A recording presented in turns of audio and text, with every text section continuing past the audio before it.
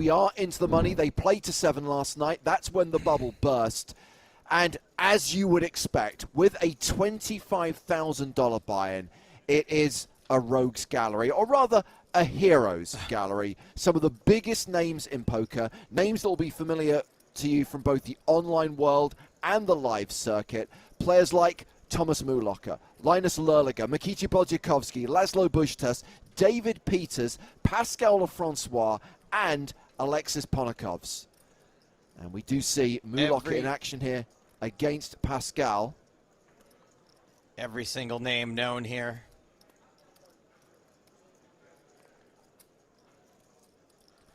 And it is Laszlo Omaha for rolls who comes into the final table as chip leader and is opening here under the gun with King Queen.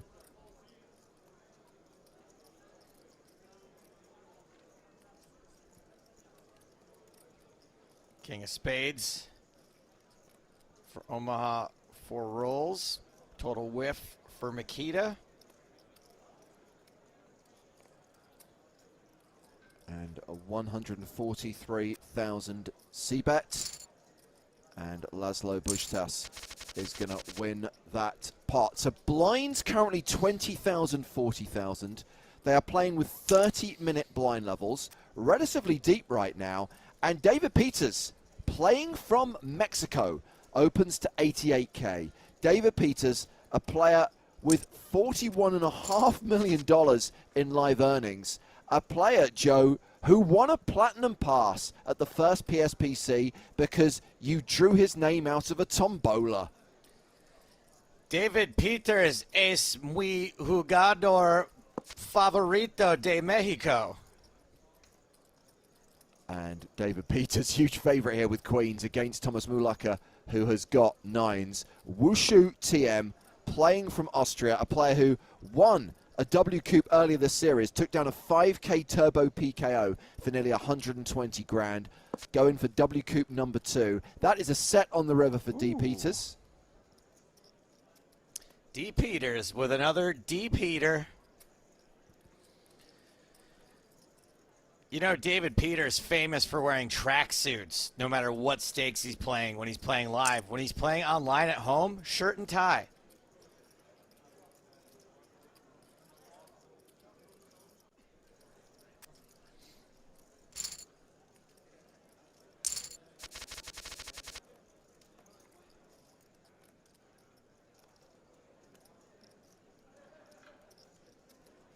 So action folded around to Bodziakowski. Talking of super high rollers, we did recently see Makita win the 100K super high roller in Barcelona for nearly 2 million euros. When was that? A month ago. What have you done for me lately? The irony is, it's only a month ago. It feels like a lifetime ago, but that just might be psychologically me trying to push it to the darkest recesses of my brain. Nothing to do with Makita's win, just to be clear. Barcelona was tough on many levels. Makita's got the snowmans. Num num. Num num. It was especially tough on level 26 where James was staying when the building got struck by lightning.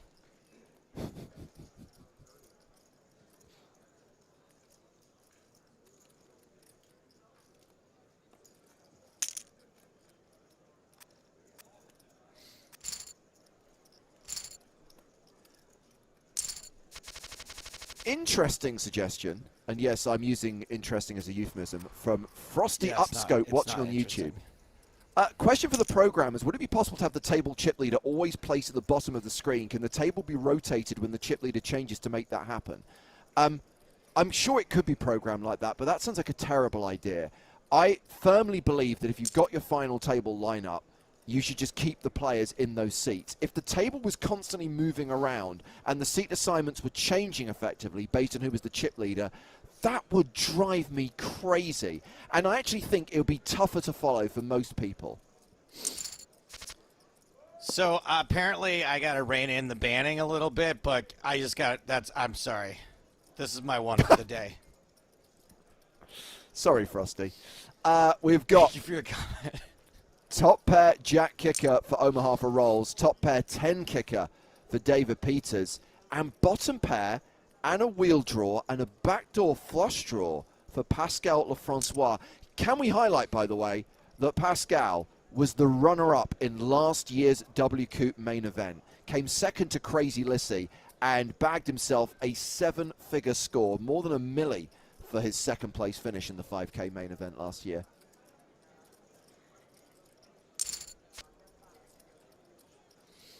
I was about to say I like that deuce 4, but maybe now that there's no spade on the turn, maybe I'll switch to ace jack. Guys, please don't take that comment to be an invitation for bad ideas. So kicking 2-2-2, when you say, how about change the color of the felt every single hand? No. And again, we might just release the cuffs on Joe and let him wield the banhammer a little bit more freely this evening if this continues. I'm happy to see Milkman in the chat over on YouTube. What's up, Milkman? Canadian poker legend.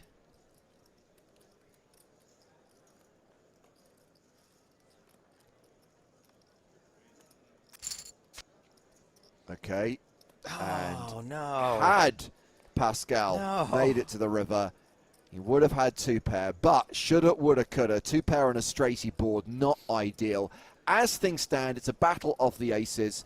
Omaha for rolls, who is the chip leader at this FT, does have the better kicker. Laszlo Bush, a player who already has 2 Wcoop titles, the first from 2015, the second from 2018. Sorry, Joe, you were saying? The only drawback, honestly, between online and live poker is that you can't lean over and go, I folded 4 deuce. That's it. That's the only difference as far as I'm concerned. Yeah. By the way, Joe, I'm glad you brought up the subject of Canadian poker legends. You mentioned that we've got Milkman watching on YouTube, and we have Pascal Lefrancois at the final table. Oh, I guess we should bring Griffin in at this point. Griffin Benja, welcome. I was wondering if you were going to use that segue. I thought it was getting away from you because, like, the hand was ending. I'm like, oh, that was such a good... But then you did it even better, and you made fun of me. I'm very happy to be here. How are you guys? We love you, Griffin. You know we only jest because we care. Yes, I know. Have you guys noticed that the chip leader is in, like, the main kind of seat? I like that. I feel like it should just always be like this. It's, I mean, obviously what will happen, Griffin, is if David Peters doubles up and takes the chip lead, they will all rotate to the right. Yes. Okay, great. I like this idea. Whoever made it, I think we should hire them. I mean, if we can make that happen in live poker as well, if we can basically have kind of the stage on wheels, on little ball bearings, and it could move around every time the chip lead changes. What's next? A shark cage? It takes long enough for me to memorize where everyone's sitting. I'm not going to have it be circling around all the time. No, thank you. And I think we've hit the nail on the head. The reason why we can never entertain this idea, either online or live, is for the sake of Joe's addled brain. Concessions must be made. It is quite addled. So, interestingly, Wushu actually flopped best with a pair of 6s, but that ace on the turn gives Pascal the win. Now, I did mention, and the reason I drew attention to it is they played not just to the final table last night, they played into the money. So they were on the bubble on the last hand of day one. So that will explain how we have Ponakov basically just eking his way to the FT with a sub-10 big blind stack. Whoa. But great opportunity for a double up here. Omaha for rolls opening with 10-8 of diamonds. Ponakov with aces. Ooh, maybe not a double up. Well, I think it's just enough, or not enough chips for Omaha for rolls to fold a hand like 10-8 suited. It's probably a bit too good of a price. You know, you're looking at about 6.5, 7 big blinds. 7 big blinds actually right on there, I think. Is that right? 40 times 7? Yeah. Makes the call, and, well, that was easy. Double up for a Ponakov. By the way, those of you interested, it was Airless Parsonen, 27, who bubbled. How about another double up? Eighth Oh my gosh. place. And are we sure the stream isn't looping? Well, Omaha's got a different hand. So Peter's opening with Jack-9 suited. Ponakov in a great spot to get another double up because Wushu's going to give him action. Thomas Mulok is definitely getting stuck in with Ace-King. Yeah, and really only one move here for Ponakov, I would think. You want to balance your range with shoves like this. A 3-bet would seem a bit too suspect.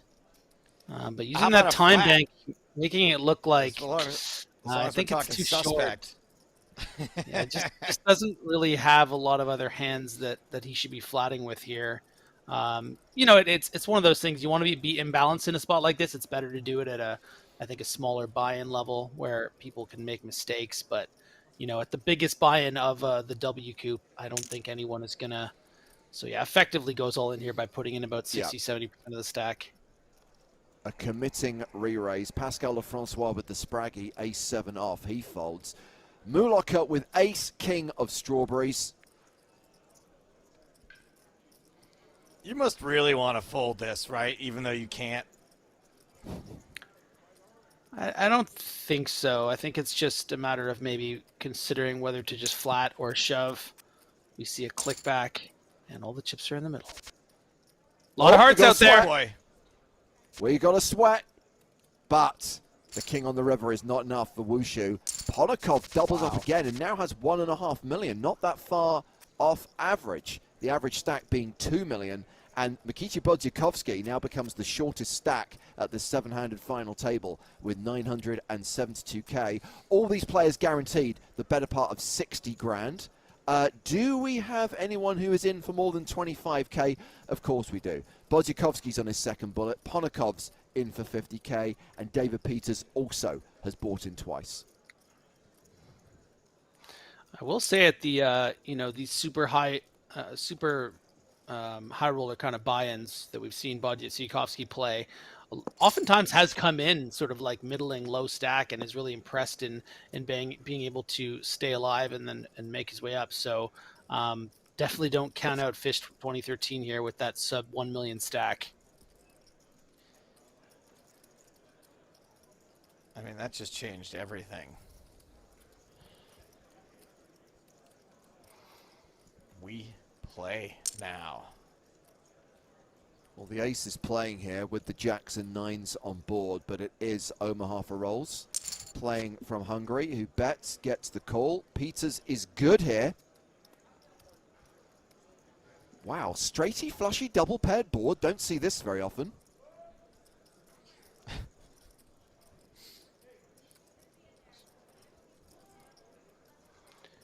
Might see a bet on this river from Omaha for rolls.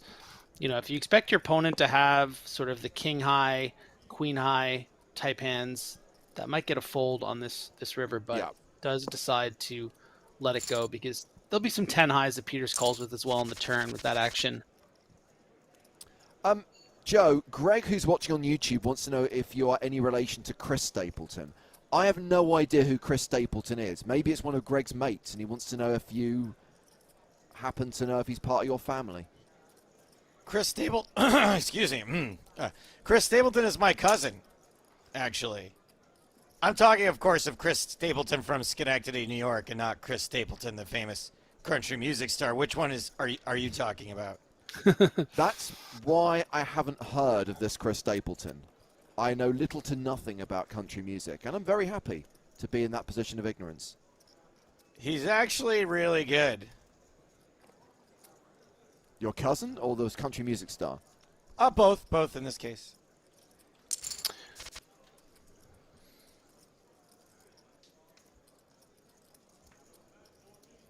He did a song with Timberlake. Thank you for the hashtag fun fact, Pie. It's a good song. What's the song? I believe it's They did a cover duet of what is it? Something about whiskey?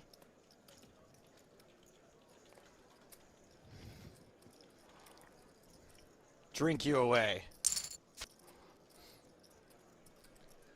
Cool music video too.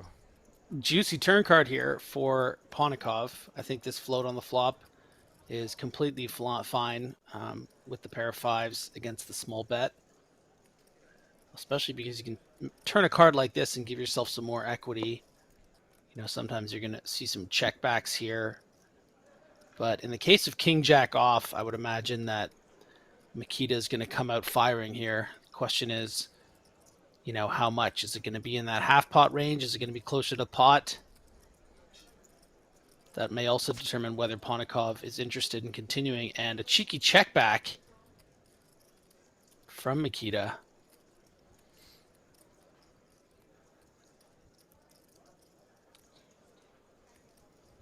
Didn't realize we had so many country music fans watching these streams. Pete McDonald says, James, a man of your appreciation for old films, I would have thought you wouldn't have minded a bit of country. Yeah, Jean Renoir, Sergei Eisenstein weren't really using country music on the soundtrack of their movies. Well, Fish got what he wanted. Bit surprised about what this bet's going to accomplish, but I was also surprised that, you know, Fish 2013 checked back the turn, and it seems to have induced some sort of a bluff. So Bodzikovsky now ranked 6th on the leaderboard. Ponikov the shortest stack, but with 1.2 million is not in the danger zone. James, you'll be happy to hear that I finally watched a big gap in my movie viewing last night. Not one that you'll be necessarily, you know, you'd be more happy to hear, but probably other ones. But I watched Tombstone last night. Tombstone's a solid movie. Yeah. It's not a perfect film. It's not perfect, but it's a solid movie. Yeah, there's It's some very- really great performances. Yeah, Joe? It's very okay. It's It's just- weird because, there's some scenes where I'm like, It's oh, just this like is better than I bop, thought it was bop, going to be. bop, over. And then it got like really weird in some scenes, like the really bad montages of them like chasing down, you know, the cowboys. And then I didn't connect with the scene with Wyatt Earp with the blood. I thought it was like really campy. But The hard part for me is growing up, I must have watched Gunfight at the OK Corral like 20 times. So for me, Wyatt Earp will always be Burt Lancaster, and Doc Holliday will always be Kirk Douglas. So as good as like Val Kilmer was in that movie, and he was excellent in that movie, he's not my Doc Holliday. mm-hmm. Yeah, Val was. I pretty believe we excellent. watched Tombstone for the podcast a couple of years back. We did. I believe it was a superfan subject. And I've got to watch The Wild Bunch tonight for tomorrow's podcast. I've never seen I'm it. so sorry.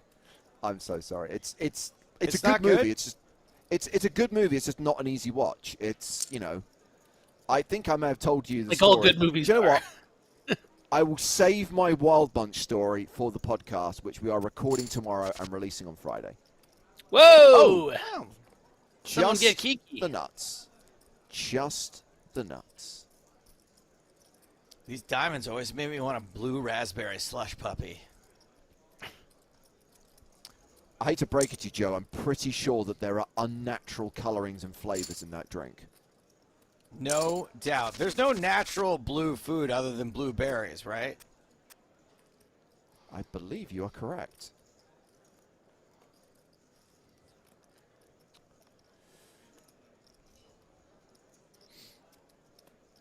XM asking, did Lex or Ben CB play this? I don't believe they did. I'm looking in the lobby. There is Mer. a couple of red spades. Sam Squid 1 and Sam Squid 2.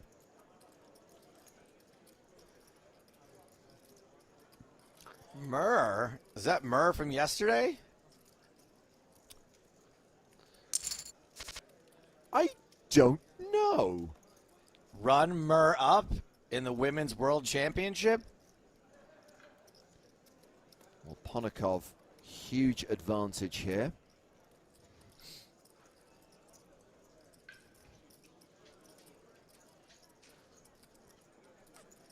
Sketch has a point that blue cheese is also sort of blue. However, I don't consider it food.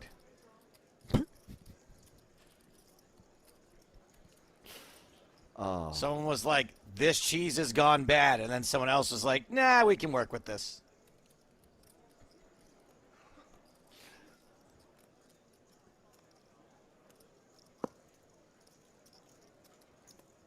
MerXM confirms that they are not Mer018, who we saw finish second to Charlotte Van Brabander last night.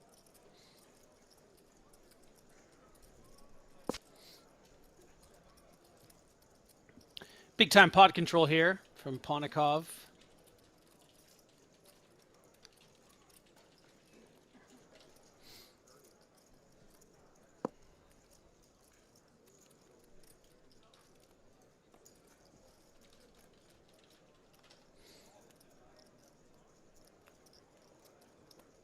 Got to go for some value now.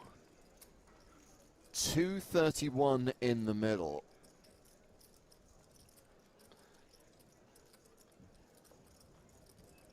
This is some serious respect / fear if we see a check back here. But no, it's just Ponikov seems to be balancing their timing. You can see how long Ponikov took with those aces. Well, a related question, Griffin, and I think this is a fair question from David H. Why is the playing speed so much slower than on lower level games? Is it genuinely thinking or just not giving away strength or weakness? Yeah, I would say it's more of the latter, but you know, sometimes the kind of calculations that these top players are making in their head, you know, there's a lot of different sort of levels to it, and they really want to make sure that they find the answer. You know, they crack the problem in their head, and you know, they're entitled to the time that they're allowed. We've seen some situations, and especially in some of these bigger buy-ins, that you know, players will get heads up three-handed and suddenly they have no time bank left. And that, you know, so there's certainly a cost, and there is something in place to make sure that you know, that they have a limit. Linus Lerliger, Austrian player with 6.7 million in live earnings, 3.9 million in PokerStars earnings. Came third in the Wcoop main event back in 2018. I love hands like this when you lose the queen high. These are my favorite. He won't let it happen. Because Linus loves this board and Fish does not. No.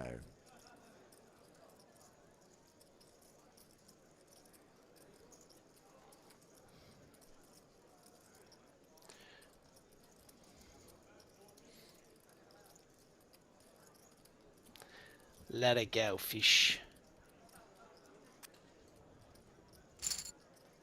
Linus playing 1.5 million. Blinds up in 1 minute's time, and here we have kings for the chip leader.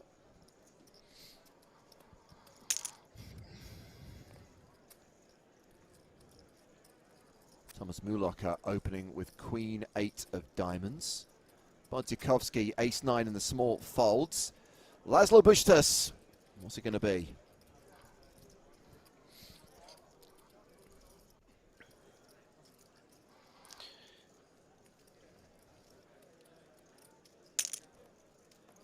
The re-raise to 365,000. And Thomas Mulocker will fold. And that will bring this session to an end. Omaha for rolls, Laszlo Bushtas holding on to the chip lead. And more final table action on the other side of the break. We're going to use the next 5 minutes to get a much needed update on the series. Howard wasn't with us yesterday. We tried to muddle through by reading random numbers from the PokerStars blog, but it just wasn't the same.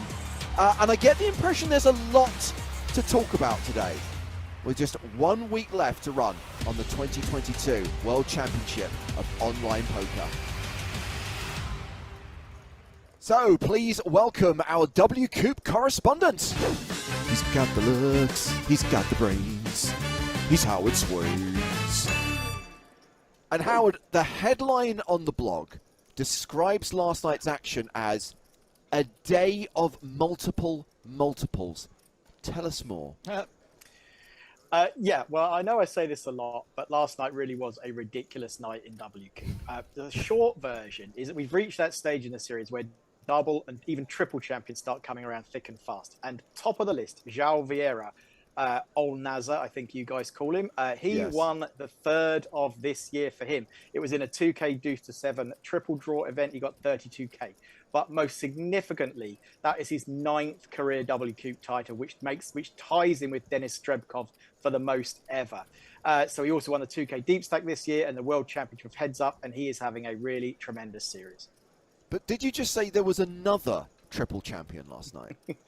Yeah, I did. Yes, that was so Onyan Dimov, Coco Jambo. So he won a 5K high roller last night for 160K, and this is his third of the year as well. So what's most notable about him? He's won a 10K, a 5K, and he also won a $215 buy-in event, which had 1,100 runners. So he is destroying tournaments, and he's destroying big tournaments. So a two-time champion is someone who has won Wcoops in 2 different years, and a double champion is someone who has won 2 Wcoops in the same year? Yeah, that's right. Yeah. Okay, so there were 4 double champions last night? Yes. Yeah, we had Rue 400 from Canada. We had TOXI6, TOX16 from Austria, and Eisenhower 1. That's Christian Jepsen, one of the Swedish crushers that we've known for many years. And then Tobias Leknes, our old friend, Senkel 92. He won a No Limit 08 event with a 530 buy-in last night, and that's also his 8th Wcoop title. So he is not far behind Naza and Strebkov too. So all these names are winning a lot of titles. I'm just wondering how Tobias Leknes always has the time to win Wcoops and to undermine my cutting-edge analysis and Twitch chat all the time. Hi, Tobias. Seems to always be there. Please tell me at least Sweden is beating Norway on the country's leaderboard. Well, not quite. So Sweden and Norway are tied. They both have 12 titles each. They're both equal 4th in the standings. So above them is Austria, who has 19. Then the UK with 21. We can thank NASA for that primarily. And then, of course, Brazil. They're obviously still running away with it with 49 titles at the top of the counts. And how about player of the series? Where are we at? Yeah, this is shaping up to be a real classic, actually. Rui Ferreira is still leading there, but only by 15 points at this stage. And the chasing pack is still playing a lot of tournaments. Benny Glaser is the closest challenger, and he had another near miss yesterday. So Benny has won 2 titles, but he's finished runner-up 5 times. So we really could have been talking about a 7-time champion if Benny could have been closing it out. So, really, really exciting. It's going to the wire. 15 points is nothing. That will be a fun one to watch. Finally, Howard, give us our daily stat attack, please. Sure. 219 tournaments completed, 663,000 entries, 58 million and change in prize money, and 10 million paid to winners, just about. Nice. 6 tournaments are going on right now, and another 12 are starting tonight. Well, we're going to get our money's without you this week, Howard. You'll join us for the Poker in the Ears podcast, which we are recording tomorrow and releasing on Friday. And, of course, you'll be back with us on stream next week. But for now, thank you. Goodbye. Well, if Benny Glaser wins Player of the Series, he will be inducted into the Wcoop Hall of Fame.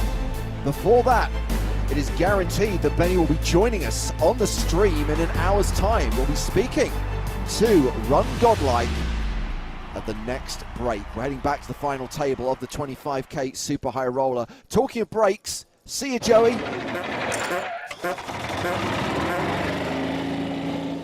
Gotta get that sausage down his gullet. So, Griffin, no elimination so far. I would say the play has been snug. We did see a few double ups for Ponikov, who is pretty much tied in last place right now with Fish. Laszlo Bushta still out in front, has increased his chip lead. Yeah, none of these players are going to give their chips away. They know how to play with these, kind of stack sizes. We thought, Ponikov's going to be the easy first elimination, and then Lady Luck came knocking back-to-back pocket aces and those 2 clean doubles. So, it's really it's anyone's game here, but nice little chip lead here for Omaha for Rolls, who started closer to D. Peters, but created some separation in that ace-jack, ace-10 hand. Does not have the best hand here, though. has the Spraggy, ace-7 offsuit.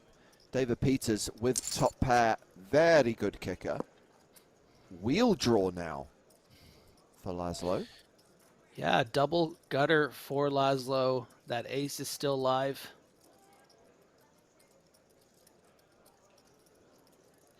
And oof, I had a sneeze coming. I guess I'm not on camera yet. I don't need to say anything. But I was going to say, I mean, I started, if ever there was a situation. nobody could see. I'm like, oh no. You don't have to share everything that's going on in your life, Griffin.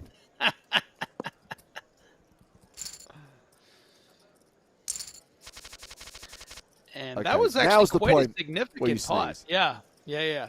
That was quite a significant pot for D. Peters. We see, getting about 400,000 absolutely. from Omaha for rolls, really knowing how to value that 8. Well, you just referenced the separation, and now D. Peters has massively closed the gap. 3.6 for Omaha for rolls, 3.2 for D. Peters. The raise here from Fish, from Bodjakowski. It's raise and take it. And here we go. Blinds 25,000, 50,000.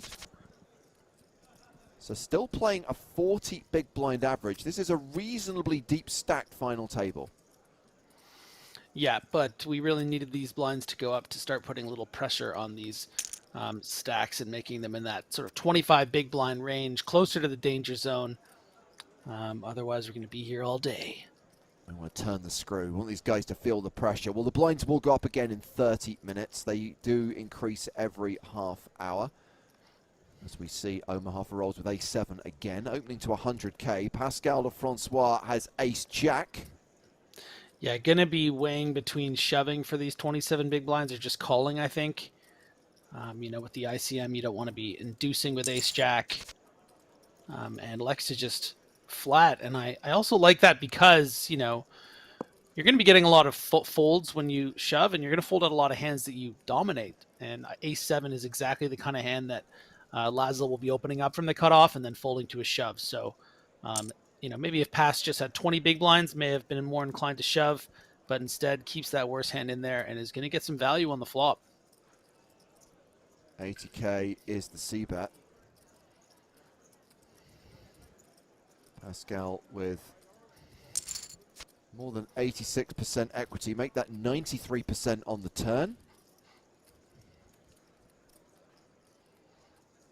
I think it'll be a bit difficult for Laszlo to use this hand as sort of a barrel bluffing hand.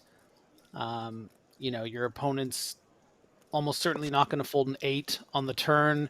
Your opponent could also have some, club draws that have turned a pair of queens, or more equity with straight draws, something like Jack-9 of clubs. So instead, Omaha for rolls is just going to wave the white flag, I think. Yeah.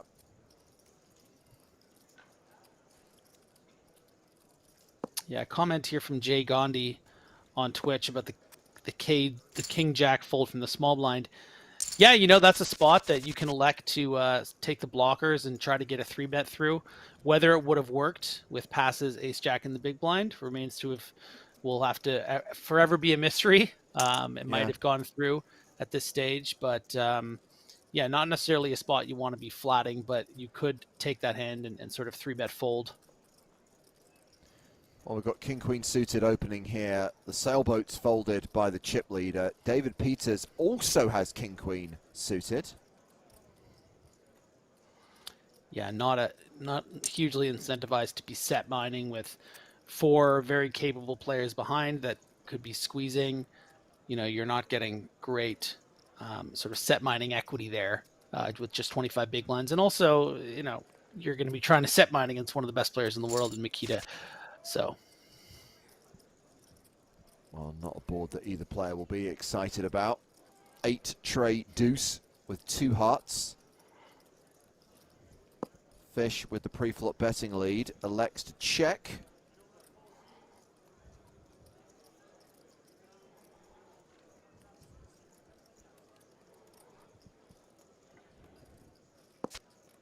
David Peters checks behind. 10 of diamonds on the turn.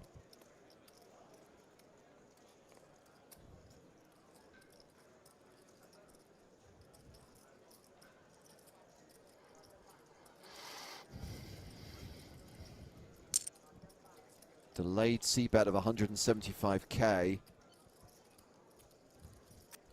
And David Yeah, I think this Peters bet is calls. designed to fold out hands, like Ace Jack that are technically going to be ahead of King Queen, but that can't really do with much pressure. Maybe even Yeah. Ace Queen off might be just folding to that big bet on the turn.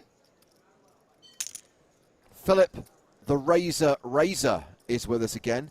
Woohoo! Time to ignore work for the rest of the afternoon. Do not endorse this behavior, Philip, but welcome. Good to have you with us.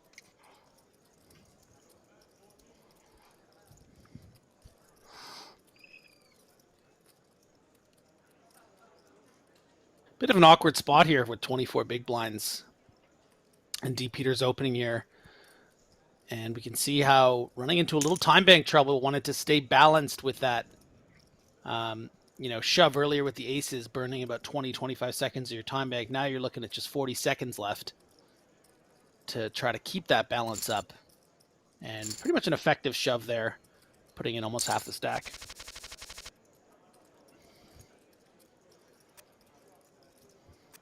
You know, when they were making the Lord of the Rings films, Griffin, the way they always had, like, Ian McKellen standing in the foreground and, the hobbits would always stand at the back to make them look smaller, to make Gandalf. That's what happened just now when you brought out that water bottle. It was like you suddenly were hobbit-sized. Really? How big is that thing? It's pretty big. Yeah. It's pretty big, yeah. It's like one of these, you fill it to the top every day, and it's like, good morning, 9 a.m. Have a nice day.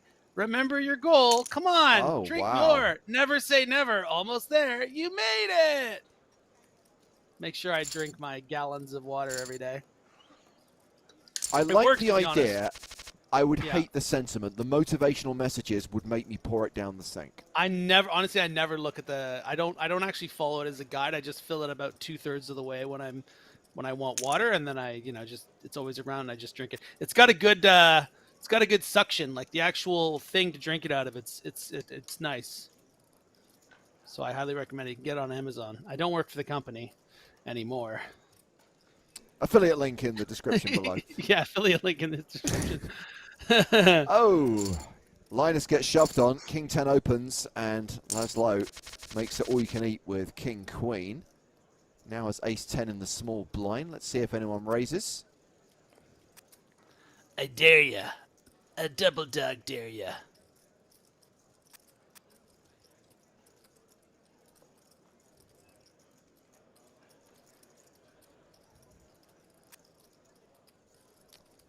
So has been folded to Laszlo. King Alt 666 asks, is Grafton also commentating? Hopefully Sam will join us for the last week of the series. He has been otherwise engaged for the rest of Wcoop. But when we stream the main event next week, hoping that Sam will join us for, at the very least, the final table.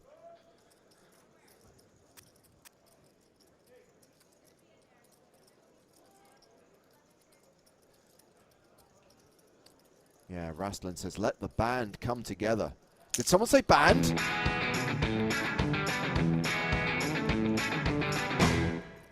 Yeah, we have to have a Griff Graph reunion every single series. It's not the same if we don't bring you guys back together. Absolutely.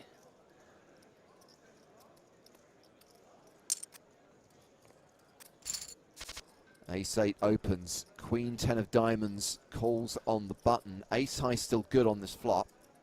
It's really your just way to pay respect to the greatest poker production of all time, the Global Poker League. Yeah, I mean, so many seasons, Griffin, that you and Sam... Oh, sorry. Affiliate link in the thing. Omaha for rolls, taking the lead here with this check. Going to be awkward for Fish to continue here, even if he thinks that, Ace High is probably good some of the time here, because these are the kind of hands that Fish is aware that Omaha will bet, those backdoor straight flush card combinations. But those can just make pairs on the turn. Those can just keep betting, get more equity, maybe a diamond. Maybe doesn't get more equity and just keeps betting. And it's just, you don't have much of a defense, even if you're wise to the range of hands that Lazo will be betting there.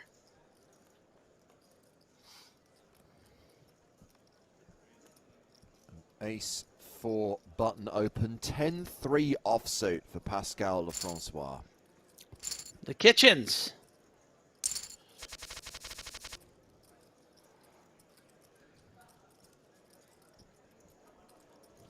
Well, Ponikov, the second shortest stack right now, but has ace queen suited on the button. Those stacks are very even. If I look at Linus, Ponikov, Fish, Pascal, Okay, James. even Wushu. James, you're making a great point, but I want to do a little bet with you. Over under 9 seconds of Ponikov's time bank does he use here? Over. Under. Over? Okay, I'll take the under. I'll take that action. Who's with me, chat? Come on, he can't Hang on. use all his time bank every It's hand. already been 9 seconds. No. Of time bank, I was very clear. I win. No. You No. I consider the time bank to be the whole thinking time. Is that in the fine print? The whole thinking time. I got him again.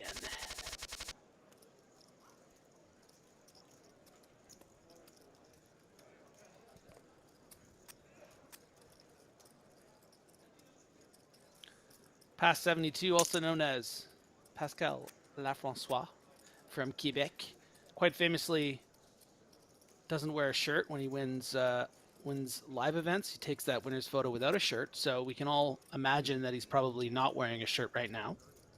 Remember Pascal like making a deep run in the PCA one year. I mean, a lot of cashes on the live circuit, $6.4 million in live earnings. But yeah, does not have a Wcoop title to his name, but came oh so close in last year's main event. I'm sure is not going to be disappointed with a $1 million+ score, but always tough when you fall one short of the win.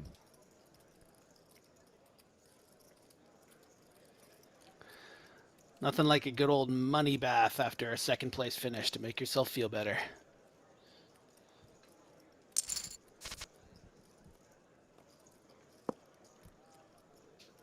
MF214 asks, where's Chris?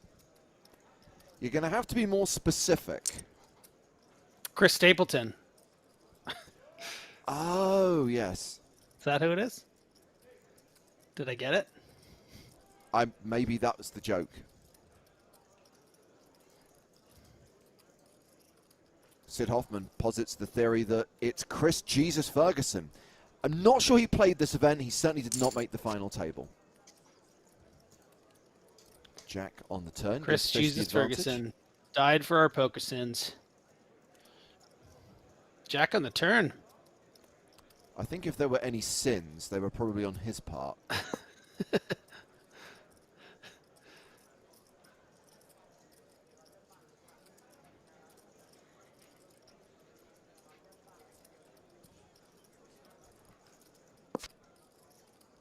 And Jack's still good.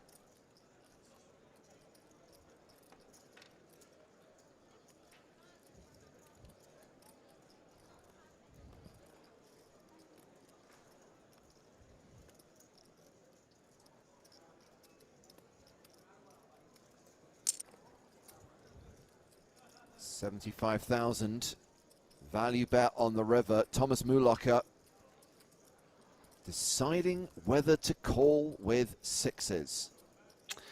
Yeah, pretty obnoxious seeing a bet like this, because more often than not, it's in that kind of 9, 7, or jack range. Maybe it's a 5 doing the same thing, but that's probably not as likely as the other three. So wise fold from that incredibly good price there. We were talking about 17% pot. If it's too good to be true, it probably is. 75K to win 550? Yeah. Queen 4 for Bodjakovsky. Queen 4 of hearts. Bets, or rather calls. And Omaha for rolls can see a free flop should he so wish. Yep. which is Queen 7-4, 2-pair for Bodzikowski. Very curious to see how Mikita plays this. I would imagine starts with a bet because of those spades, but actually does elect to check. Has the board just so dominated, I think, and wants to create an opportunity for Omaha rules. We saw just a few hands earlier, Laszlo betting that Queen 10 with just Queen high and backdoor flush draw. And this is a very similar situation. You know, Omaha rules wants to start telling this story to, you know, fold out 4x, 7x type hands by the river. And this is, again, really just so impressive the way that Mikita Bodzikowski finds a way to get these extremely talented, accomplished players to just not play their best against him.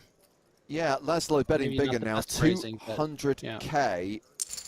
Did pick up the flush draw on the turn, does not river the flush.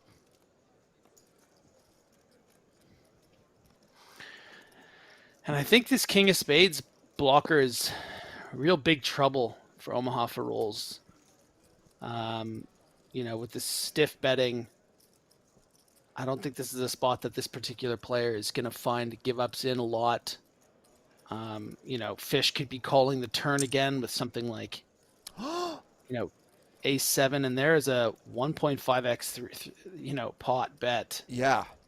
Huge overbet here from Laszlo Bustas with that flush blocker, with the King of Spades. 2-pair on this board. I don't know, it almost feels too strong to fold, Griffin. Yeah, I'm inclined to agree. This is a very polarizing bet here. You're going to be losing the flushes sometimes, but, you know, 5-6 wouldn't be betting like this, so just got to hope it's a hand like that, and it is. And wow. That sees Omaha for rolls surrender at the chip lead. David Peters catapults to first place, and Mikita Bodzikowski, who started this final table as one of the short stacks, is now second in chips. Omaha for rolls drops down to third. We've got kings here for Linus Lerliger, opens to 100k. And I'll be very curious to see how Laszlo in the small blind with this ace-4 of spades plays after that big failed bluff. You know, as a rule, you really want to be careful in these sort of 20 big blind effective stats spots. But also, as a rule, these kind of players love to play these kind of hands at any opportunity they can find.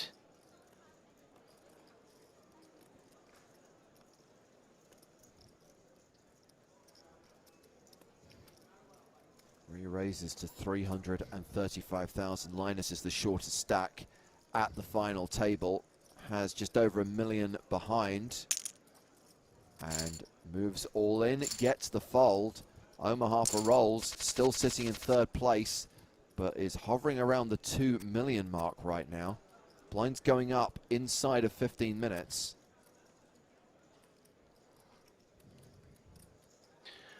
Yeah, and these last two hands might feel, you know, like a sort of mini collapse from Laszlo here, but this is just the way it goes. Sometimes you make the big bluff because of the blocker and the situation and the pressure you can put on it, and then, you know, maybe you randomize it that ace-4 suited and it came up.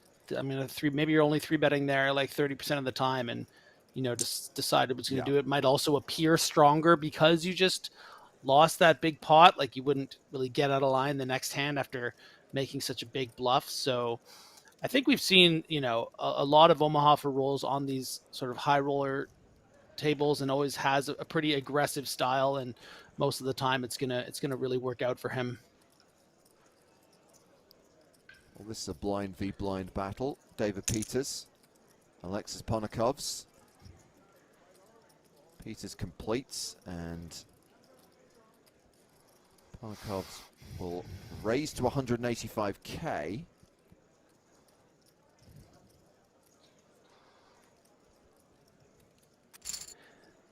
Nice hand there from Ponakov. You know, at that stack depth against such a difficult player, there are going to be a fair amount of limp folds. So I kind of like Queen 3 as a candidate, because even though you have, you know, the third best high card, that you could technically have the best hand pre-flop, it's not a hand that flops very well at all, and you're going to be able to fold out some hands that can, you know, technically have the range advantage, having limped and not seen the check back. Button raise from David Peters. Okay. King 9 of Does hearts. he get to Punter the cup time with ace bank? queen. Does he get to the time bank? Yes or no? Okay, 5 Yes, seconds. he's going to Jake. use some of his time bank. Now that we've established what his time bank is. Okay, 27, over under. Well, And again, this, an effective shove. the second hand in a row where he sticks it in David Peters' eye, and that means Mikici Bodzikovski's just taken the chip lead. Now has the slight advantage over David Peters.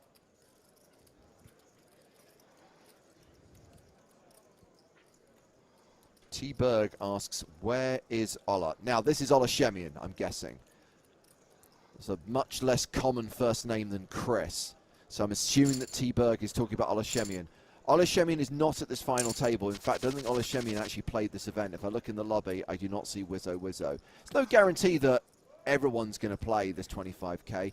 And also, there's no guarantee they're going to make the final 7. It's not like we fast-track players to the final table.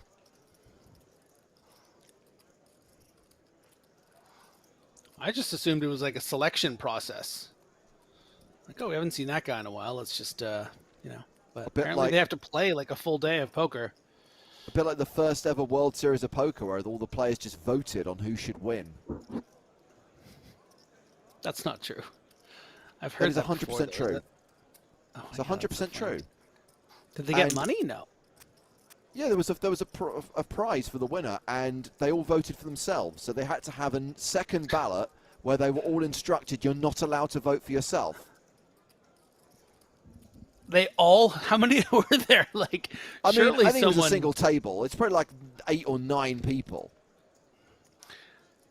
So they got to the final table, or there was only this is- 9 people that. This is before the creation of tournament poker, Griffin. They were playing cash poker. They played a set number of hands. They played a session, and at the end of the session, they voted on who they felt played the best.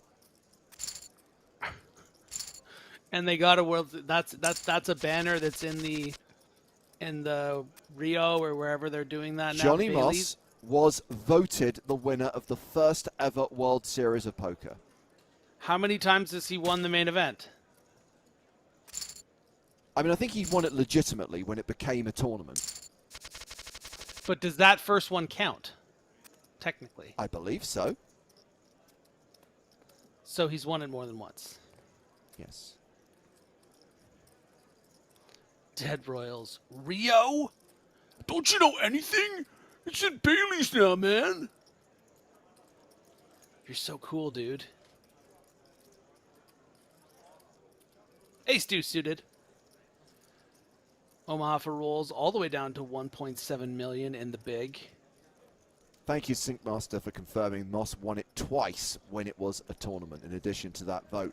By the way, I think they should bring back that mechanic. Can you imagine if you've got like 8,700 people in the room? No one ever gets eliminated. At the end of a certain number of hands, those 8,700 people will vote for who they think played the best and deserves to win the first prize of nearly $10 million. The great thing about doing it that way is that there would just be no corruption, you know? Like, it would be very, like, there would just be no one that would just, nobody would get together and be like, absolutely. okay, I let's mean, all vote for our friend. No, they wouldn't do that. Democracy It would be, like, never very fails. Voting is democratic. never Yes, flawed, yes, ever. that's the word I'm looking for.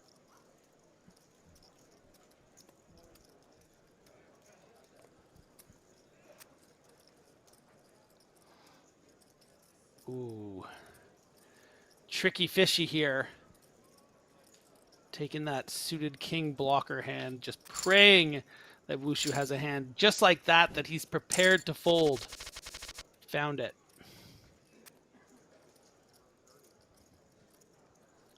Just such a nice little inflection point by Makita.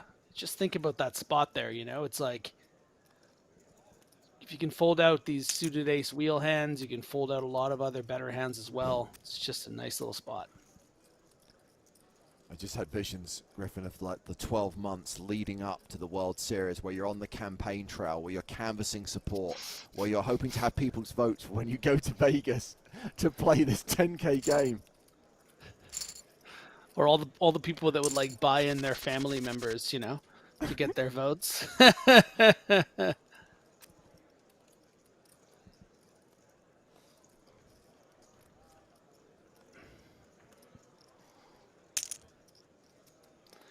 Fish with some confidence now.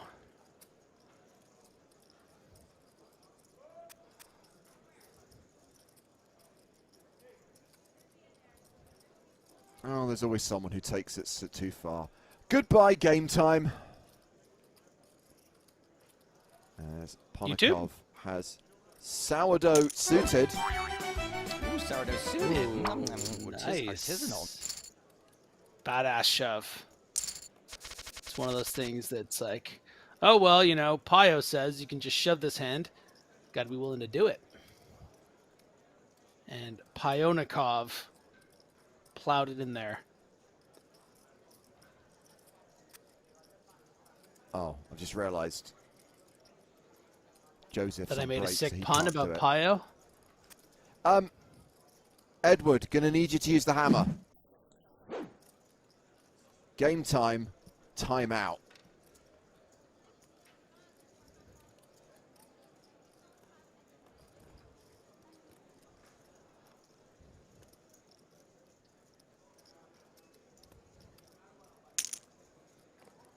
Wow. Oh, hello. Let's go. Omaha with technically the best hand here with 33 bigs. But you just can't call it.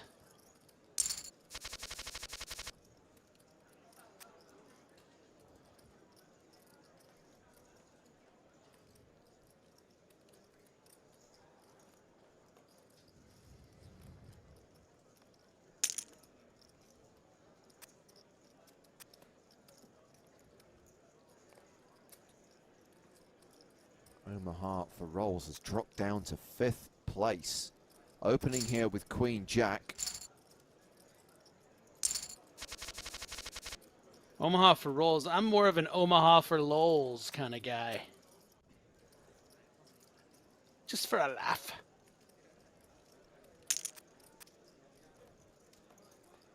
Hey, Moin Show on Twitch. Starts this hand. Second in chips.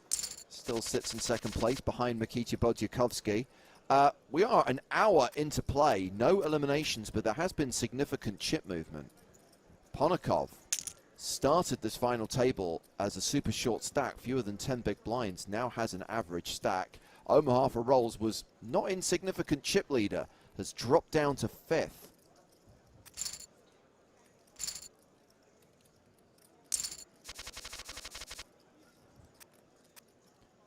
Now Pascal Lefrancois wakes up with ace-king.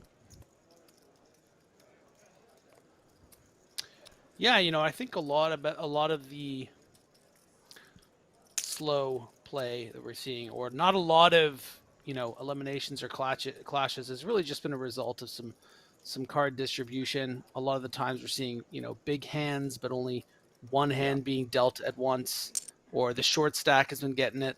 And look at the confidence of this 6-5 suited flat, and really creates a nice opportunity for Laszlo to get in there in a three-way situation. And Pass is not looking good here. No, horrible board for ace-king. Pair of 6 is currently the best hand, but that club draw for Omaha for rolls. Woo. A question from Tobias. Watching on YouTube, James, when will you cast your next offline event, aka live event, EPT London? 24th to the 28th of October, 5 days of main event coverage from the next stop of the European Poker Tour.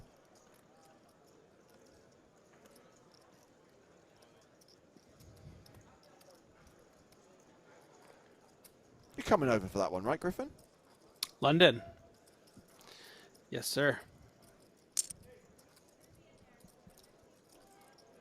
Interestingly, the ace-king calls. Yeah, tough three ways here. But, you know, I think might deduce that Omaha for rolls could just be leading here with like a dry 7. And a lot of the flat range for Mikita, I think, way less hands of this nature and way more of the sort of queen jack, king queen suited, king jack suited type nature. So Pass, I think, thinks and ends up being rightfully so, even though Fish technically had the best hand, is going to go heads up and is actually ahead of Omaha for rolls. So this is a pretty interesting pot here. SBR of just 1.5 now, but these are two very, very smart players.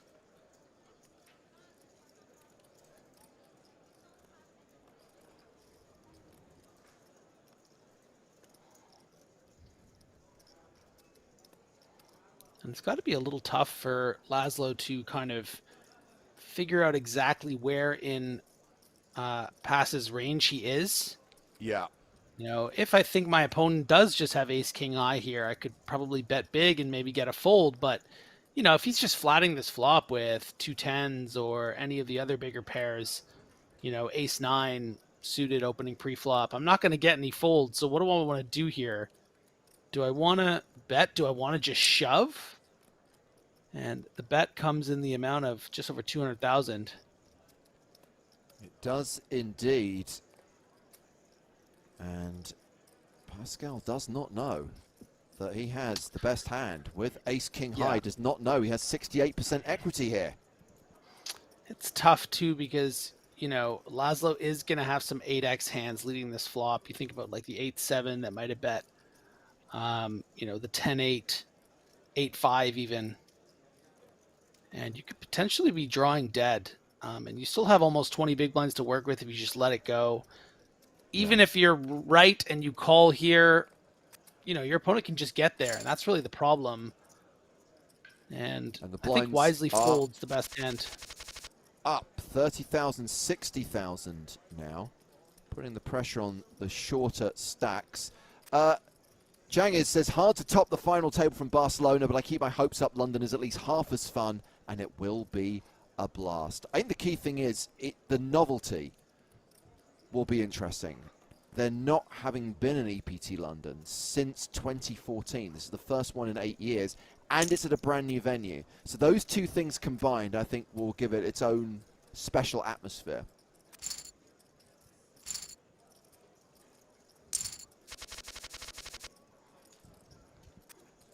And you won't have to go very far, James. That is true.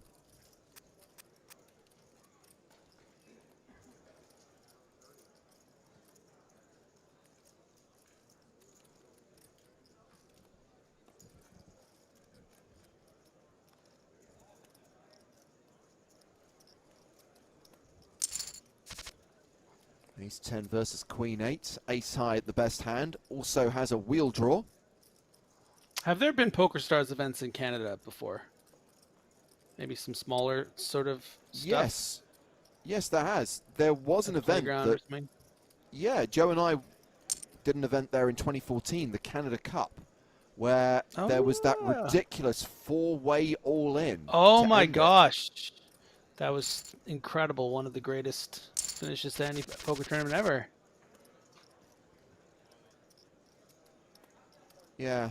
And then I'm trying to think, all the other times I've been to Canada is either to do stuff in post-production or when we came over for that summer party, Griffin, where the very next day Joe then did a multitude of stand-up gigs and we just randomly bumped into you walking your dog late at night. Yeah.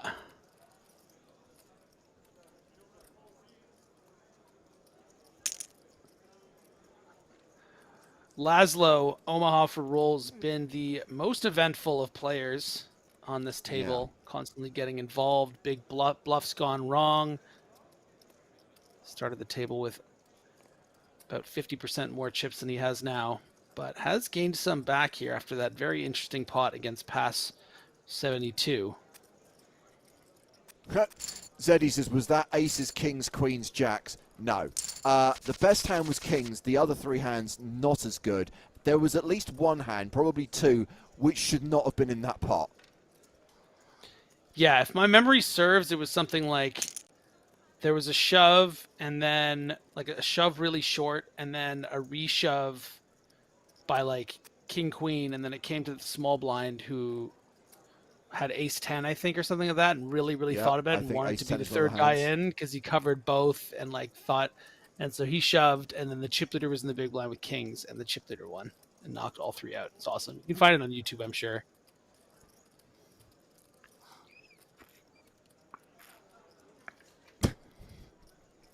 I'm sorry, that drinking appliance is ridiculous. I'm gonna order you one. Give me your address. You'll drink more water, James. I drink plenty of water. I'm barely Do out you? of the bathroom. Yeah.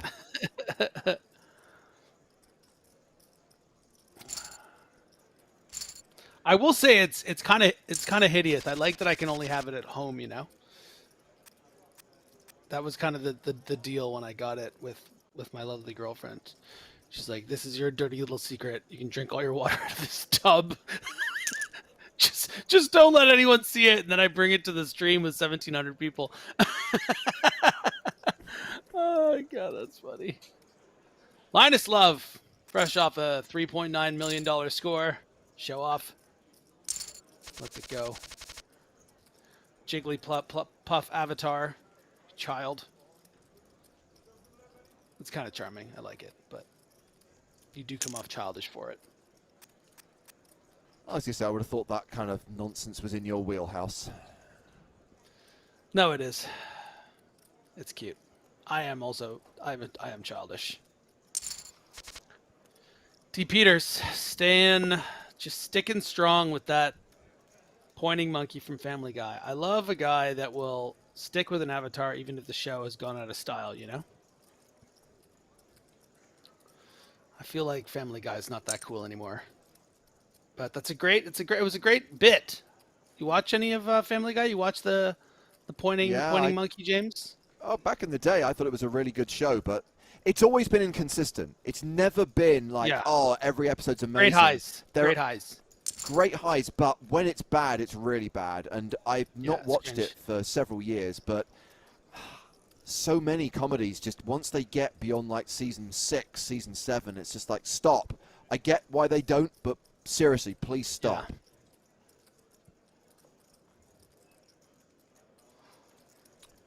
John P. asks, can James and Benja see my messages? If so, you'll care. Awesome. You are awesome. I'll take it, John. Yes, we can see your messages. Appreciate the compliment. I can't see it. I'm more of a Twitch guy. I can see everything they say on Twitch. Even the mean things that I ignore. I see them all. Every single one. They hurt me deep. Ooh, until this Joe could protects get me and bans me. interesting. David Peters opening with Queen 9 suited. Ace King for Ponakov. Ace King for Fish. Sevens for The Banshee bought a boat with a banana bearded boy. Gotta get my singing voice. Gotta get my camp ready. This is where Omaha for Rolls does something ridiculously out of line and funky and gets one of the Ace Kings to fold, right? No, all the money's going in. And as long as there's no diamonds that Well, come flying out of here, we are going to be singing a tune. there is always the prospect of something dirty, always the possibility of some nastiness. 3 diamonds, 4 clubs, 4 hearts. I mean, maybe he's going to fold Ace King and keep his 30 bigs. I've not, it's not the craziest thing. You recognize that you're never dominating it here. It's most likely you're going to be up against the same hand, kings, queens, jacks. But here we go. Hearts? No heart. No. So this will end in a chop. And Griffin, you know what they say? Everyone loves a chop pot. Let's see. Yeah, We're gonna get a lot of fives. The early reviews do include the word hammy, Griffin. I'm sorry. Oh, no. It's okay. A lot of chop pots in our Nines future. on Better. the button opens to What did we do wrong? 126,000. Tom's saying Griffin like it's my fault. What did we do wrong? Was it me? Was it you? I'm going to say it was you. Okay.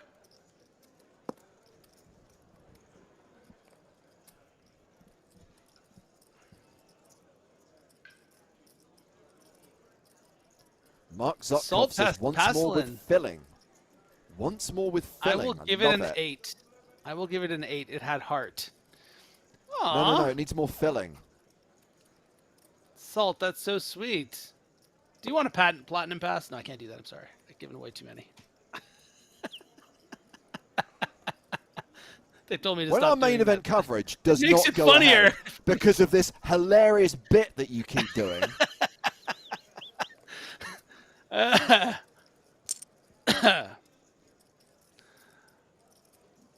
You're on my list, Salt. You know, if I ever have the power, you're near top of the list. He won't, but You don't know. I moved up the ranks pretty quick. I'm already in the second. 10 I'm right. Jack, I'm right Queen, below King. you. That's Broadway. David Peters Yeah. has just rivered Broadway.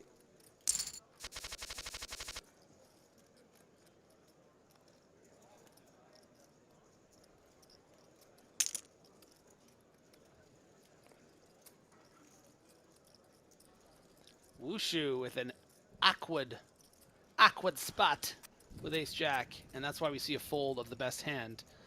You know, when you're up against the 20 big blind range of an under the gun open 7-handed, and you're sitting there with Ace Jack in the next seat, you're just thinking, well, do I want to be the moron that gets it in here and just get snapped by Ace King, or do I want to flat and then have to worry about 5 other guys behind? I think I'm just gonna fold. That's what Wushu did.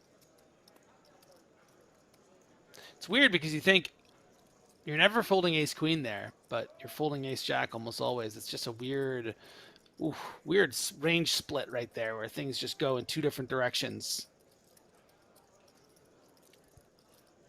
The line has to be somewhere, right? There you go.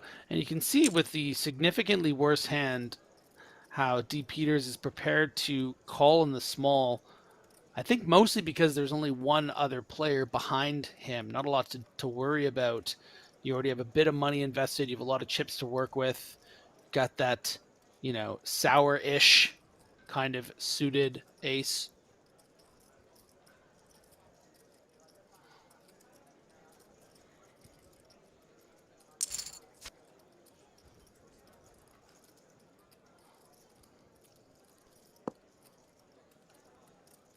Well, ace high still ahead.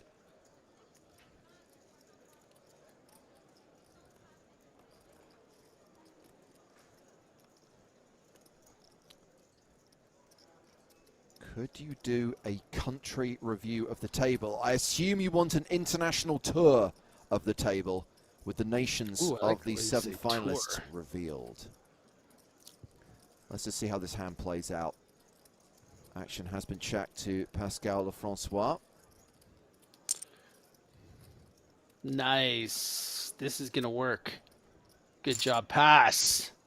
Okay, let's go from bottom to top. So the shortest stack right now is Thomas Mulocker, Wushu TM, playing from Austria. Pascal Lefrancois, past 72, is Canadian. Linus Lerliger, like Mulocker, is Austrian. Omaha for rolls, Laszlo Bustas is playing from Hungary. Ponakov, that is Andres Ponakovs, and he is in Estonia. Mikichi Bodzikovsky now plays from Ukraine, and David Peters is in Mexico. Peters is the chip leader, starts the hand with more than 3 million, opens the button with 10 deuce, and look what Pascal has. Ooh, sourdough suited. Yeah, no, it might be a sour shove here. You're near the bottom of the chip counts. We saw the way Ponakov was taking those suited wheel aces and just blasting them in for as many as 30-plus blinds. I think Pass has a great opportunity here with 25 to shove, but is going to just call, and actually it is going to get him to a bit of trouble if he doesn't turn a heart. Got the heart. With trips, David Peters continues for 80,625. James, you gonna watch Andor? Came out today. Good I am. reviews. In fact, Philip, That the seems like a James Razor, has already tipped show. us off to the fact that it is really good. I think this does have the potential, despite, as Joe said the other night, being a prequel to a prequel. But no, definitely going to watch it. Looking forward to it. Prequelception. Ooh, 5 on the turn. Pass improving from his perspective. Improving, James, from a certain point of view. Indeed. David Peters is a 4-1 favourite here with those trip 10s. Bets big, 3-4-2 into 4-8-3 with a pair. Let it and go, the pass. nut flush draw. He has the high ground. Nah, I'm just making Star Wars quotes that don't connect. But you can't really fold here, James. The reality is, you know, you're beating so many draws. You can make a flush on the river. The 7 of hearts Overcoming. gives Pascal the nut flush. Checks it. I mean, is Peters going to fire again? Got to find a check here, but it ain't easy. You know, if you're up against an 8x type hand. But there are a lot of flush combos that will call twice here. You think about, you know, Queen Jack of Hearts, Jack 9 of Hearts, Ace 5 of Hearts. Checks it back. But you can see, Griffin, he was thinking long and hard about value betting that river. And that will see Pascal Lefrancois move up over 2 million. So look, Fish, Omaha for rolls, Ponikov, Pascal, all bunched around the 2 million mark. David Peters' chip lead is a couple of, well, 300,000 chips. Yeah. Supposed to go to a concert with my mother in 6 hours, and I don't know, James. I don't know. You'll be all right. Oh, wait, I just saw the next blind level is 35.70. Oh, gosh, that changes everything. Zeddy asks, what concert, Griff? I'm going to the Jungle concert tonight. Sorry, you're going to have to provide me with more than that. So Jungle is a band that's sort of electronic, disco, a little bit of funk, dance music. It's fun. They're cool. They're like, they got some cool music videos. They're really cool live. Got a lot of flavor. They're cool. They're good. It's a good time. I've seen them at least once already live. And my mom happens to be in town because she was doing 4 days on a TV show that she was filming out here. And she's going to stay until the end of the weekend. And I already had tickets to this. So I was like, hey, Mom, you want to come to this concert? Nice. And she actually hosts dance classes every morning over Zoom. So it's, you know, always listening to similar kind of music. So I think I'm excited. It's going to be fun. So full house on the river for David Peters. And I know Laszlo likes to bluff. This is not going to be a fold from Peters. It's the call. He's now back up over 3.3 million. Okay, Zeddy, correct me if I'm wrong, but didn't Zeddy said I'm seeing Post Malone tonight. Didn't Post Malone just like break his foot on stage? You should probably look into that, my friend. Singing though, should it? And sit on a stool. No, like 2 days ago, as I was all over my like Facebook feed. I'm like, why am I seeing this? And there's just an image of him being like, ah! He like fell through the floor on stage. Poor guy. Oh, ribs. Broken. That's different. You break your ribs. It's much harder to perform when you've got broken ribs. He's still been performing. He cracked a few ribs. Wow. Okay. That's impressive. That's dedication. Mm-hmm. It's dedication. It's not wanting to lose all the money that all these tickets have already, you know. I feel like it's a whole thing to cancel a show. That's what insurance is for. Ace King. The re-raise from Pascal Lefrancois. Oh, so you just insure your shows, and then like if you have to bail for some medical reason? It's like you how does that work? I guess I'm asking for you to explain how insurance works, but Yeah, I mean, obviously we're not insuring this live stream. It's not a big enough production, Griffin. But if you well, that's not why I was to asking. invest millions of What dollars could in a happen? live show, and it was dependent on one individual, and if that individual was sick or incapacitated, the show would have to be cancelled. Yes, that's why you have insurance. Okay, gotcha.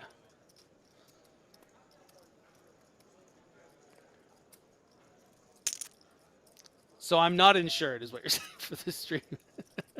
If you go down, first of all, you're replaceable. I'm sorry to put it so bluntly, but that's the reality.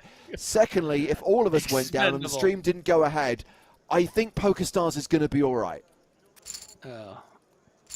I don't know, James. I feel like we're kind of keeping the ship on the sea, if you have to ask me. I'd like to think we make a valuable contribution. I think we're part of a very broad... A big wheel. Yes. And we're, you know... But overstating your importance, overrating your importance is dangerous.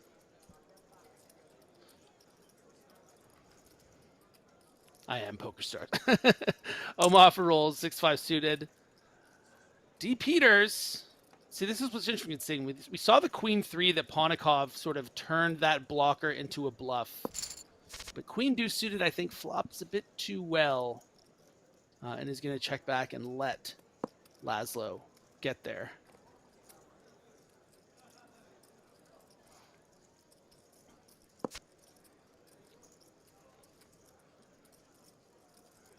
We are coming towards the end of the second session, Griffin. Still seven-handed. Still no eliminations at this FT.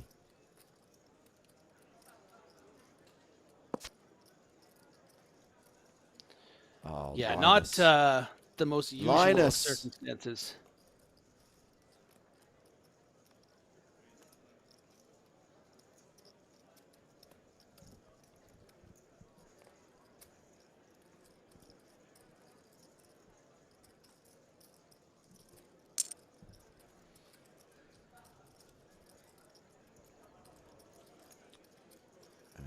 Bet of 138,000 from David Peters with Queen High.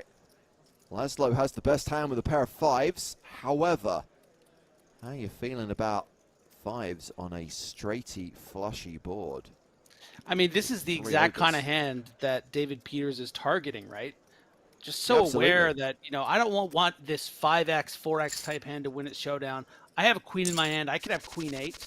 Probably can't have king queen, but you know I could have a 10 here and be value betting this big. So just an incredibly intelligent bet from D. Peters there, and it's these kind of little pots that you need to win as well in order to really play at this high level. And you can see the separation now that D. Peters has created with even a pot as kind of seemingly small as that now over 3 million. No one else over more than 2.2. Pascal opening with ace-6 suited. Bodzikovsky with king-queen.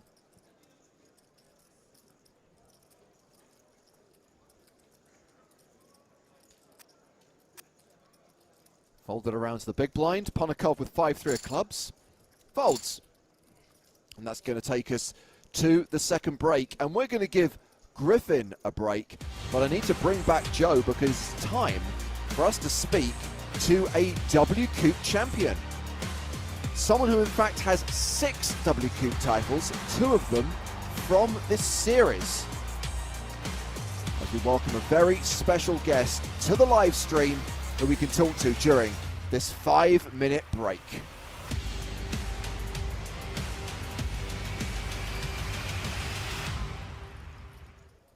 Benny, run godlike Glaser, welcome and congratulations on your results so far. Hey James, thank you very much. Thanks for having me. I remember very clearly, Benny, when we first talked to you back in 2018. It was right after you won your first Wcoop. You have won a title every year since. So do you now come into the series expecting a trophy? Kind of, yeah. I think with the number of events there are, And considering I'm playing almost everything, I think I'm probably a favorite to win an event pretty much every series. I think, without trying to sound arrogant, but there are so many events that, yeah. I think that's fair. I mean, looking at this year specifically, objectively, 2 wins, 5 runner-up finishes, that is incredibly impressive. But I'm guessing there's a part of you thinking, I should have 7 trophies. For sure, yeah. It's always kind of that way in tournaments. It's kind of hard. It's always bittersweet. Most of those second places, I was chip leader for a lot of it, and like had chances to win most of them. So that kind of makes it hard, and definitely does potentially leave you with the feeling of like, I should have won this, or I really wanted to win this, and it was like, so. Yeah, there's definitely that aspect to it. It's always kind of the way with tournaments, though. I'm going to focus on the positive. You are a serious contender for Player of the Series. Are you going to change your approach at all the last few days? Make that your focus, or just continue with your normal game plan? Yes, and for the last like a week or so, I've been changing some of my approach as well. I've been playing every low, like all the $5 no limits, all the 11s, where otherwise I would potentially skip them to just focus on the bigger stuff. But yeah, I'm playing every single tier of pretty much every event. I skipped the 25K. There are a couple of 5K no limits that I might have skipped that I will now play, going for the overall and high leaderboard. So yeah, just adding in those couple of extra tournaments, and there's maybe one other 10K that I'll play extra in addition to, yeah, really go for the overall leaderboard.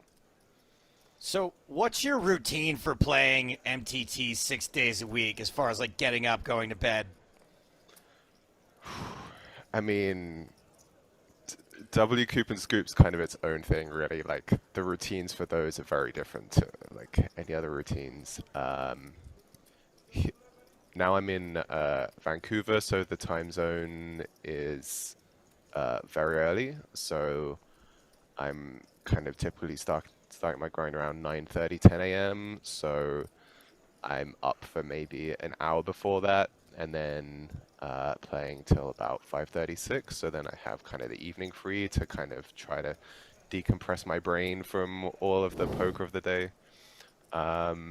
So I would like to say it's more kind of interesting afterwards, but really, like, the days are just so intense and exhausting, especially when I'm going for the leaderboard, as I said, that I might just want to decompress, do nothing, maybe go to the gym, go have a walk, can go see the sunset. That's quite nice. I've been doing that a lot. So just kind of trying to relax, and then hopefully be ready for the following day. Yeah.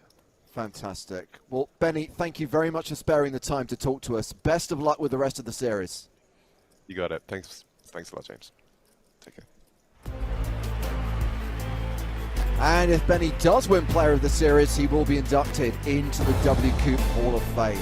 The most recent addition, the reigning Player of the Series, last year's champion, Halal Shakurchi. Well, let's get back to the final table of the Super High Roller. I'm going to take a break. I will leave you with Joe and Griffin. Adios, Hardigan, and hello, my babies. We have lost exactly 0 players since the start of the day today. Joe Stapleton, Griffin Benger, Wcoop 2022, the Super High Roller, 25K buy-in. Everyone's in the money. Not everyone is. I think everyone's profitable at this point with a 59,000 minimum Yeah, payout. I think there are only some two entries. Yeah. D. Peters thinking about maybe getting weird with the suited Kevin. He's getting weird, and he's going to get a better hand to probably fold. This is my button. I have to defend it. Kevin, McAllister, Home Alone, okay. Oh, nice. Very nice. Wushu. With a very delicious looking blue raspberry, Jack 10. Nobody ever calls it this. No one's ever bad enough. Yeah, just me. I'm the only one. Quite a nice price there, getting with the 10 Jack suited, but you can see the pressure that puts Yeah, on no, Wushu. you can't Doesn't call wanna- it though. I assume. The Joe Stapleton rules. I think some people will call. I mean, it was effectively like 2.3x, but not a lot of chips to maneuver with, and Wushu maybe a little gun shy about that particular sizing, like it's trying to get him in there. Oh, I see.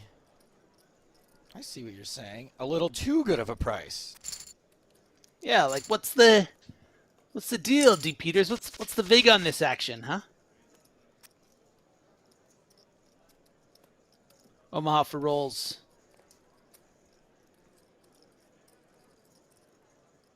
Has lost. Ace Jack suited for Laszlo 70. Bushtas. Bushtas. Laszlo getting a little funky with his chicken last level from what I could tell. A little loose with his goose. I will say, just objectively, quite a sexy name.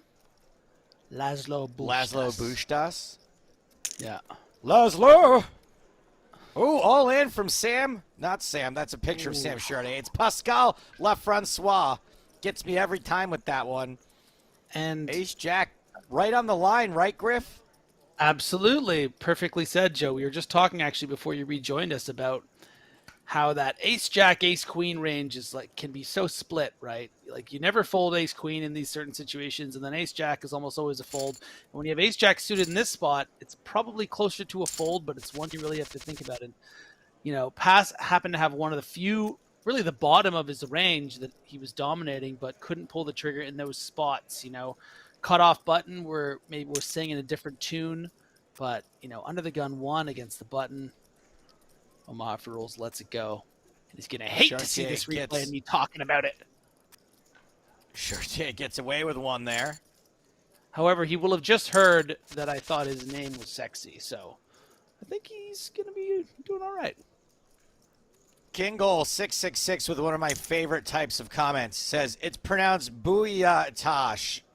If you're going to spell something out phonetically, maybe make the thing you write easier to read than the person's actual name. Just to, you know what? Oh, it's Laszlo Booty Touch. Oh, that's not nearly as Oh, it's sexy. Laszlo Bo-oy-tash.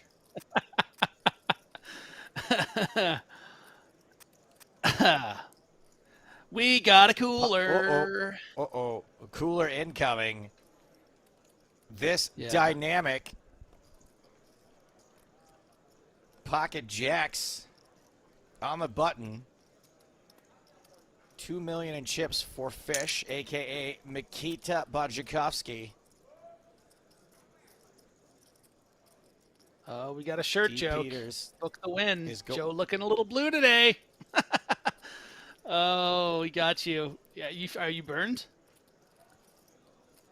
I'm so hurt by that. Wounded, Okay, as they here we say. go. There's the shove from Peters, and we will see a call-off from Mikita. Crucial flip incoming. Jack's the slight favorite. Bigger favorite now. No ace or queen on the river. Jack's hold. Double up Mikita Bajakovsky. Now the far and away chip leader, 4.1 million. Yeah, let's just give Mikita 4.2 billion chips. That's really fair. Million. Good Flop 2 on YouTube is asking, which player is Linus? The one whose name is L. Linus Love. Thank you for your question.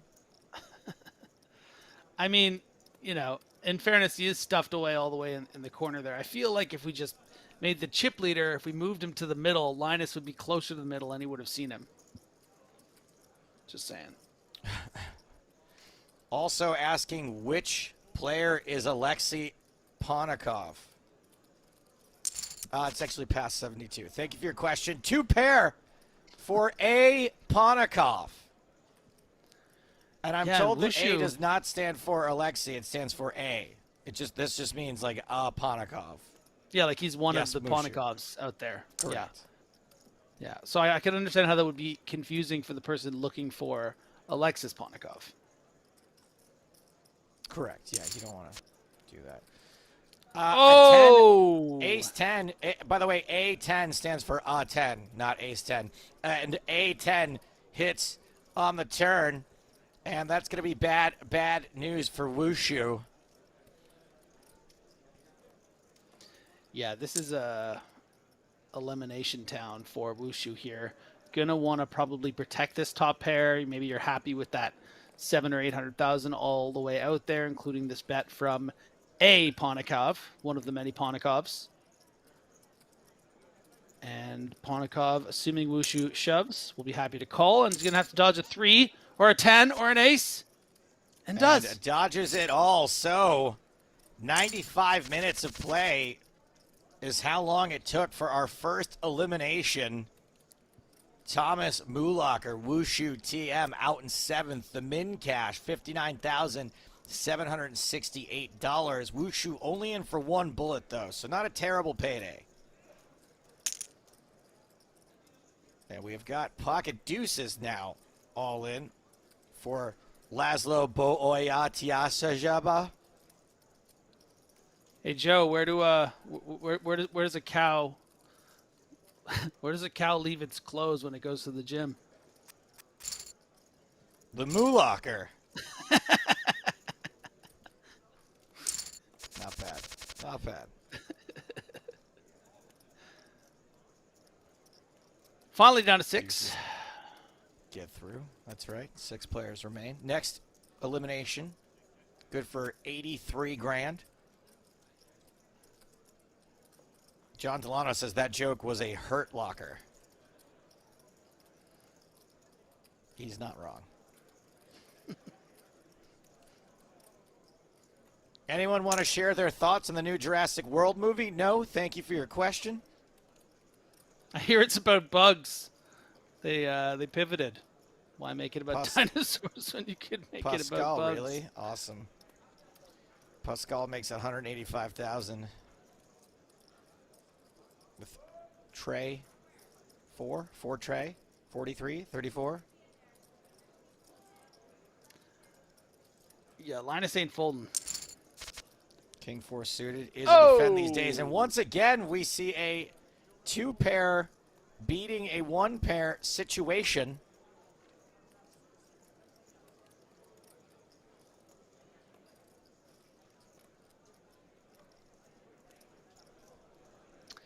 Any 2 cards, 888 asks, is Sam Grafton still talking to you guys? He liked to tweet. I congratulated him, but he has not been answering my personal messages now that he is up over 10 million in cashes. He also I'll take it's connected. liked one of my tweets. Yes, good. 10 of spades on the turn. It's really the pitfalls of this industry. You know, if you make friends with people, they might get too rich and powerful and cool to interact with you the way that they used to. And that's just the nature of capitalism or something. I've got a call in with Liv Bree's assistant for a check-in.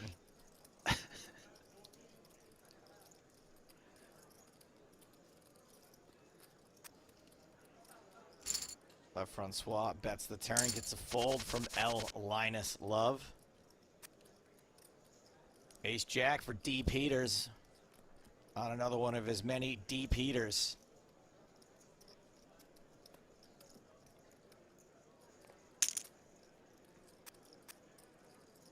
You know what's weird, though, in the case of Sam and other people who have gone on to be successful, I actually contact them less. Yeah. Which is probably, it would be unfair to blame Sam for that. For me being like, I just wrote nice work, bud. Like, because I don't want to get shot down. Yes. I don't want to be like, where are we going to celebrate? And then he just doesn't reply. So I'd rather just say, nice job, bud. And all he has to do is favorite it, and then we're good. Right. Well, you suffer from some deep-seated insecurities that I'm glad that you're addressing What? in front of everyone today.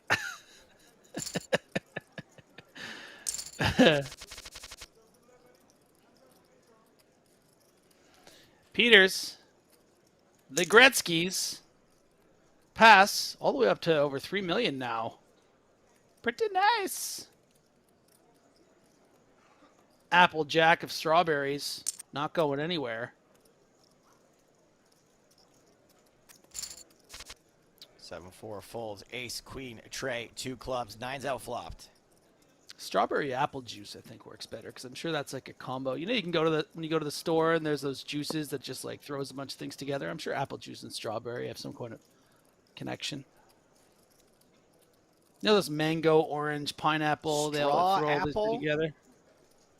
Strawberry. I don't think I've seen a lot of straw apple. Yeah, but they would call it straw apple. Oh yeah, I guess they would. See, Now I'm Thrilla curious. says strawberry Maybe they don't go applesauce together. exists, and I have seen that before. It's true. Oh, well, there you go. I'll stick with that then. Strawberry applesauce. Nice. Okay. Folded to the small blind and a potential shoving hand here. I said folded to the small blind. What are you crazy? Aren't you supposed to be the expert?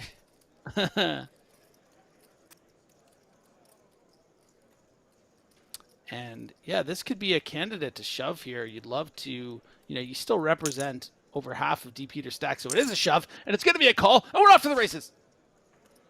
Jack high flop looking good for Bushtas. Clubs on the turn as well, and that's going to be a double up for 4 rolls. Ace queen suited Big double here up for fish. D. Peter is now the shortest stack. I'm bored. I did. Passion orange guava. You pog. Is that POG or PAWG? POG. I don't even know what a pog is. I just know people call it. Is it like they're calling them the things that we used to play with, the pogs? I don't know. Does it I only stand know for what anything? PAWG is. What's that? Pretty awesome. Turn off Guy? your safe search and search PAWG. Thank me later.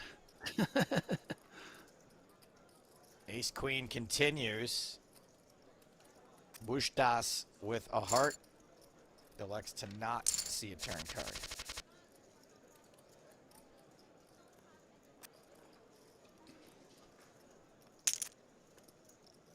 Pog is play of the game. Ah. Oh, okay.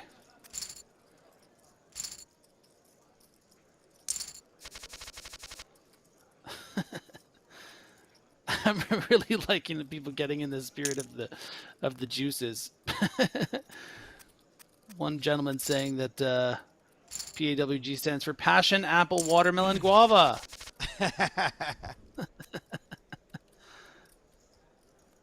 Solid. Pog, Solid a word yes used to and indicate there. excitement or an epic moment, comes from PogChamp. Wow, that play was awesome. Pog. Play of the game. Thanks, Marco. Nick says Pog is not play of the game. Lamau. I don't like it people who say things that definitively, that know-it-all-y. They don't sound right. You're banned. Thank you for your comment. Lamau. You know, I will say that Lamau is making a comeback in my the way I'm talking. I didn't, I was just an LOL guy, big LOL, some ha-has, emojis, big ha-ha-has when I really capitals if I'm really taken, I've started mixing in LeMayo's again. Tell me what everyone thinks. Can I bring LeMayo back? Has it already been here the whole time? Really left. I guess not.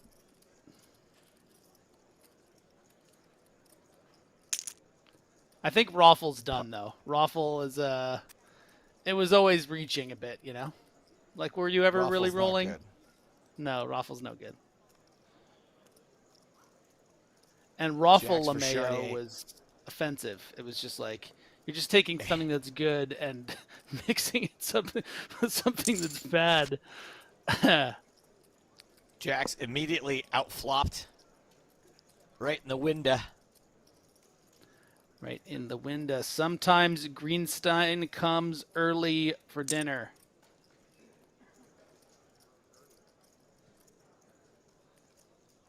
Sometimes Greenstein takes the roads and just comes right on the flop. Doesn't always take the riverbank.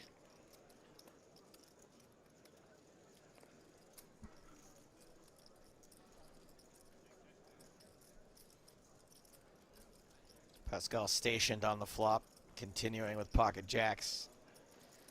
Sometimes they defend with an ace tray ball on the river. Yeah, not really going to dissuade Omaha for rules from valuing this ace as the best hand, even if a 5 makes a straight. But doesn't go for any value. Don't think would have necessarily gotten a call from pass anyway. Omaha back over 2 million, at least until the small blind was posted.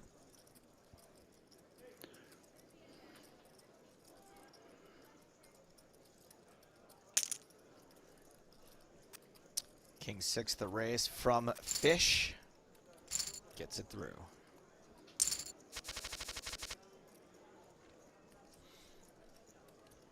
Nine, 10 of diamonds. Speaking of Sam Grafton, speak of the Grafton and he shall appear.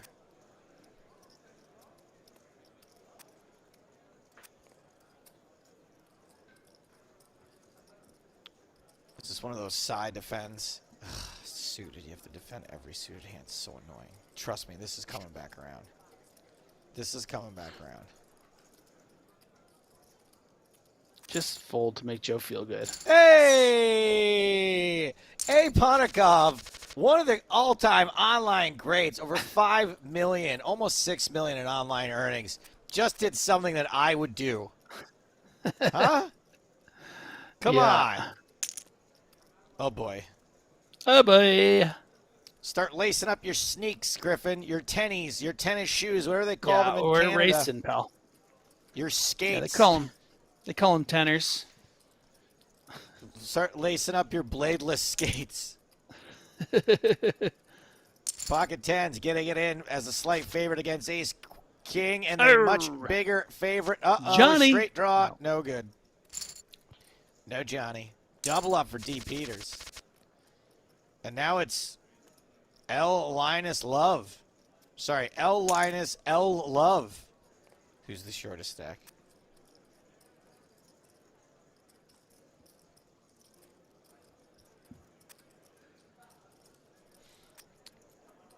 Sam in his sweatpants and hoodie with teal Skechers is framed on my wall. Griffin/Joe, can you help me get it autographed? Yeah, sure, why not? Yeah.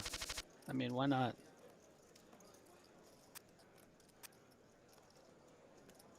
You can send it to Griffin at 806 P de Neuf, Montréal, appartement à 11.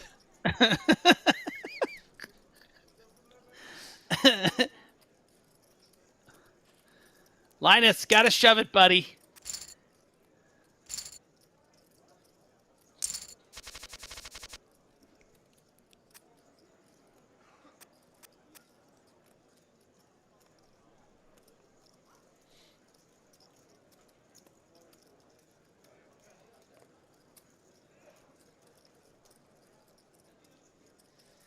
Action folds around to the blinds. Fish raising. Omaha. Steven on YouTube says, how did you guys get into commentary? Now, a lot of times people want like an origin story, but I feel like this one is more like, how did you guys get into commentary? Like, if someone ever saw me at an exclusive nightclub, like, how did you get in here? That's kind of what I'm taking it as. Pocket fours. Shove. Ooh, just shoving into the shorter stacks to the left. They both have 8-3. I mean, that's just incredible how good people run. Pocket aces for L. Linus L. Love.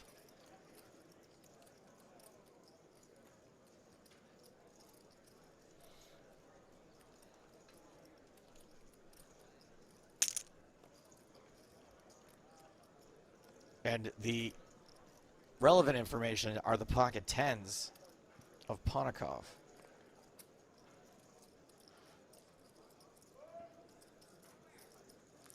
Syncmaster 6SNE says the only requirement for the job was neckbeard. And one day you'll be able to grow one too.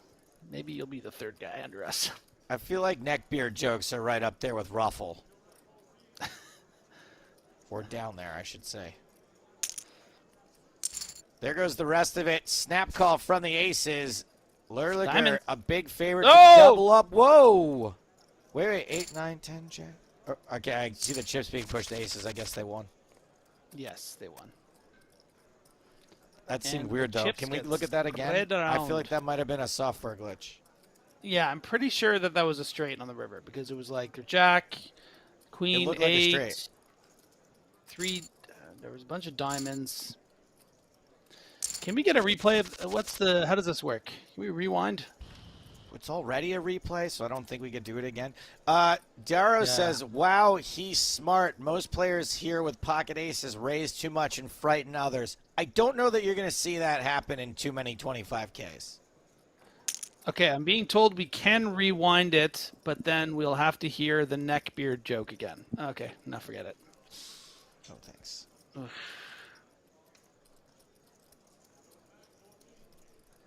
Ace four Ponakov, suited we've seen for- some shoves with some pretty suited hands over the course of this final table, and this is another spot that he decides to take against the effective stack of about 16 big blinds, Ooh. Peters, and it's going to work.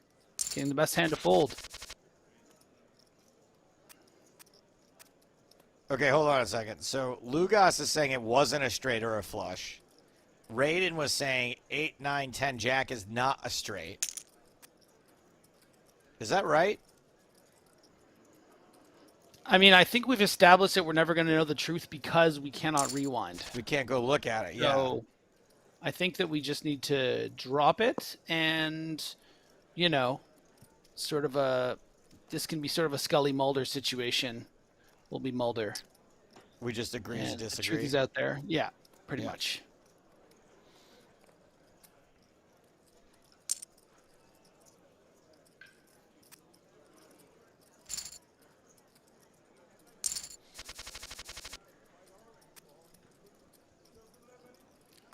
Queen deuce suited for Ponakov. Ace 7 the Spraggy for Pascal. Ace Trey suited for Linus. He says, Fish with Queen 6 suited out of position.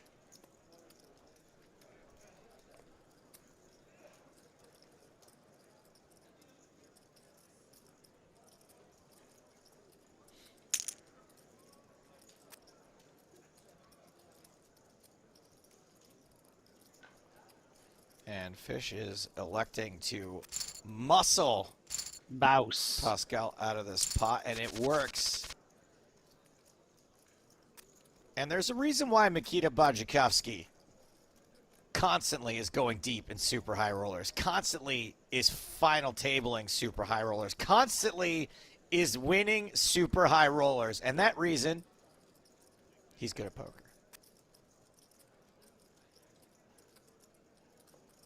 Hi, Mr. Carl's Jr. Carl's jersey. Carlos jersey. That's Crazy Carl. Oh, I know. You know Crazy Carl? Yes, I know Crazy Carl. We all know Crazy Carl. We certainly do. Omaha for rolls. What are you going to do? 9-8 suited.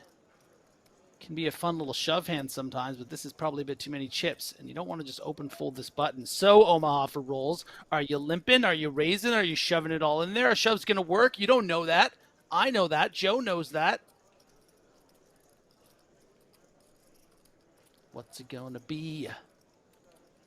Radiant Radio says, oh man, ace deuce. That's a straight, right, guys? I don't know. I didn't see it. Is it? I do know that hand 8, 9, 10 jack, there was a software error, and that was a straight. Yeah.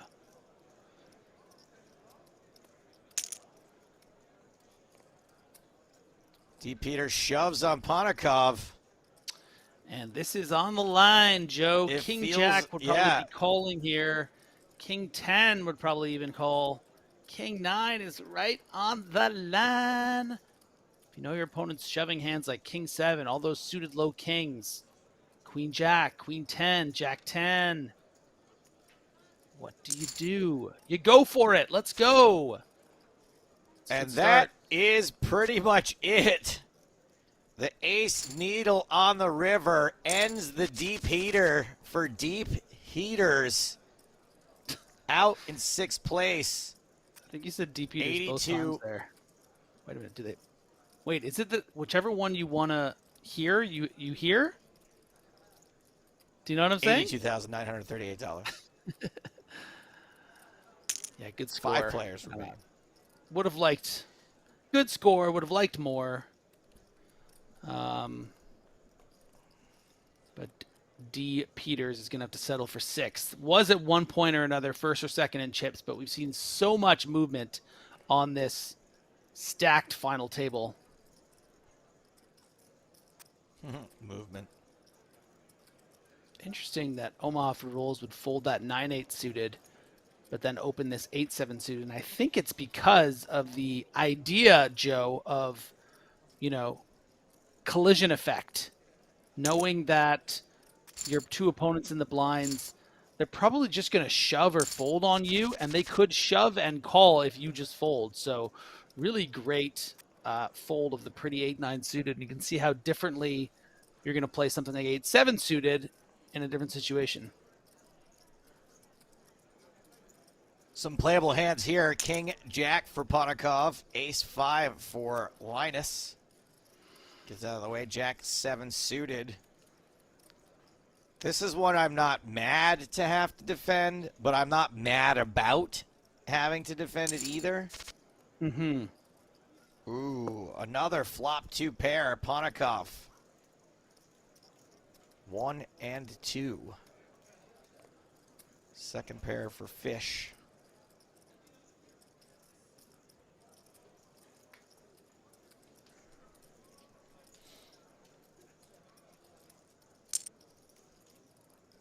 Wow, and elects to go big. Just fold. That'd be pretty boss. Just fold. Just fold here. Do what I would do, please. Oh my God. Yes! You did what Joe would do. Joe, you're on fire. 2 for 2 today. Well, not 2 for 2, but just 2. I feel like this is one of those monkeys and the, millions of typewriter things situations. As strategies evolve and change, eventually, it's like Doug Forsett in The Good Place, Eventually someone's theory was going to be right, and I think that they're finally all converging into doing what you will do. 2 for 2. Sorry, that's a pretty old Good Place reference. I recently started rewatching it. So good. Oh, The Good Place. Forking love that show. Yeah.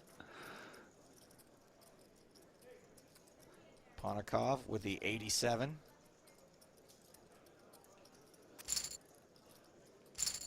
Boop.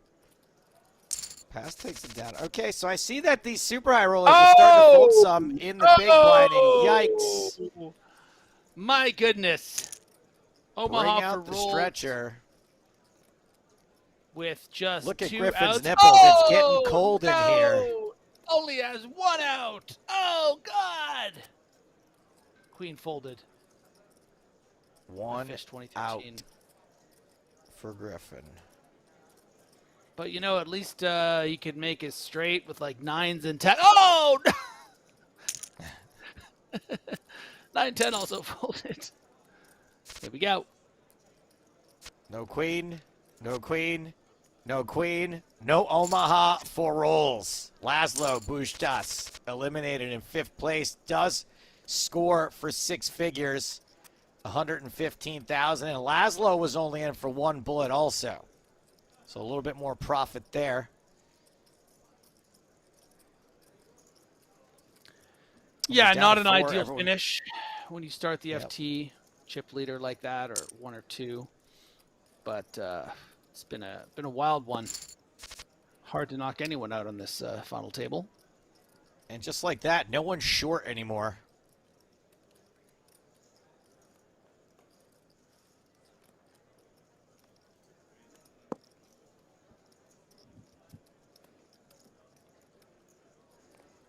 Jack 7 flopping a pair of 7s here. Ace of clubs on the turn. Doesn't hit anyone.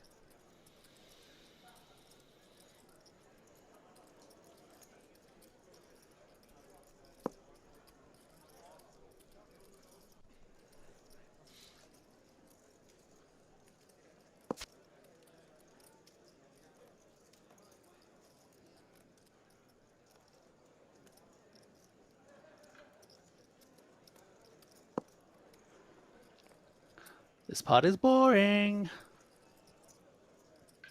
A lot of checking going on. Yeah. Linus might decide to go for some value here. You would hate to get check raised by hands with blockers and the like, but a 7 seems a bit too strong here. Checked all the way down. Maybe you can get a curious call from something like a rivered 4 or maybe even a king or queen high sometimes. But not this time. Monstra 5 asks, who is past 72? Past 72 is the very famous Quebecer poker player, also known as Pascal Lafrancois. And his avatar is the enigmatic Samuel Chartier. I have a ton of Pascal Lafrancois trivia for you. You just go ahead and ask. What does Bit of a legend enigmatic around mean? these parts. I'll start there. In general or in regards to pass? I can get the definition. We'll start with in general.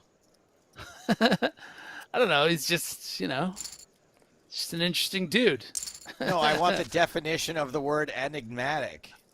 Actually, you want the definition. Okay. Are you just stalling Enigmatic. so you can Google it right now? yeah. Griffin, you just used the word. You should be able to define it. Are you calling me out? No, I thought you were asking for the definition. Okay, fine. I won't look it up. Like, he's mysterious. He's interesting. He's like, enigmatic is mysterious. difficult. Okay. Yeah. Difficult to interpret or understand. That is how I would define it. Not the internet. He's like an enigma. Okay, I get it. Enigmatic. Thank you.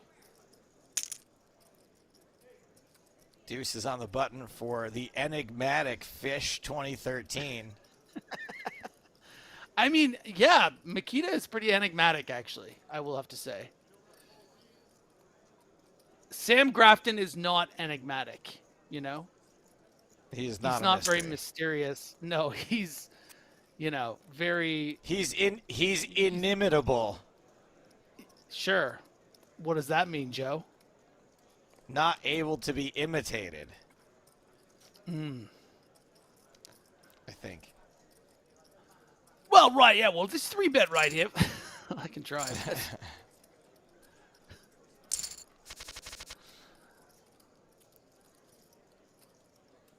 Deuce 4 for Fish. Ace 4 for Ponikoff. All the wheel cards sort of dancing around here. Not all of them, all but one. Gonna get through. Missing a crab. Crab people, crab people. What's that from? That's a very old episode of South Park. Started watching Beavis and Butthead last night. Did you watch the movie or the TV show? The movie. Did you love it? I only watched the first 20 minutes. They just got to space camp. And I was literally crying really in the first enjoying 30 it, yeah. seconds. Like the first 30, even that pre-credit sequence of them in the spaceship. The I was pre-credit sequence in was amazing. tears. Yeah, it was so good, yeah. I haven't really bought into it yet, but I'm starting to, when they start doing the thing with the with the thing, and then they're doing the thing, and then they're like, oh my god, they're like fixing it. They're like doing this so that this won't happen. And like now that I see where it's going, I'm like really intrigued. You don't even know where it's going yet. It's so good. Okay. Ace Jack decides to take one more card off, misses. Fours will be good if we get to showdown.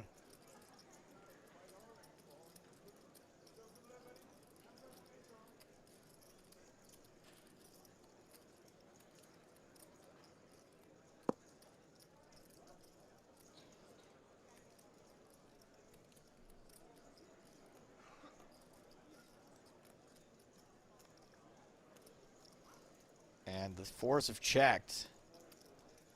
Ponakov. I don't even know if you're supposed to. Yeah, I mean, I feel like fours could have looked you up there anyway. So it likes to take the showdown value with Ace Jack. Fours are good, and Makita up to almost 5 billion now.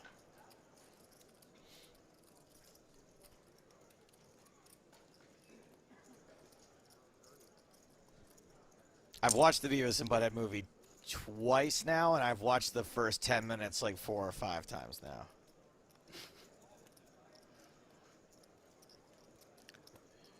And you can see the chips are pretty spread out now, relatively evenly outside of Fish 2013. And at 70K big blind, we're looking at, you know, should I do some counting for fun? Just wait. Just wait. Just wait. 6.4. Just wait. Why? Griffin, just seriously, just wait. Because blinds are going up in under a minute. Okay. Just wait. I can see you still thinking about it. Just wait.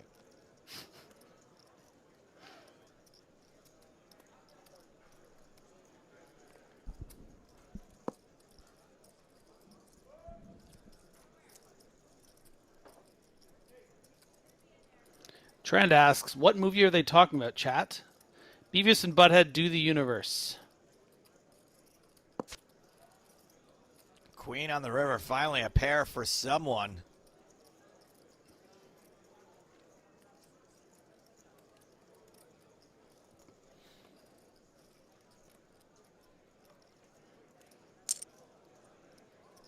And there's the optimistic value bet. Optimistic in that this is a large bet to get called by Jack High. Well, yeah. All right. Blinds go up. Blinds are up. Okay. Math 40,000, time, 80,000. math time. We're going to do some math. So, 7.5 million between Fish and Linus. And then another 6 million would be 12 million 500. So there's about 13 million chips in play. Does that sound right? Okay. Sure. 6.2 plus 7.5. That's thrown on 32 plus 12.7. 56. That's 10.6. I'm getting 13.6.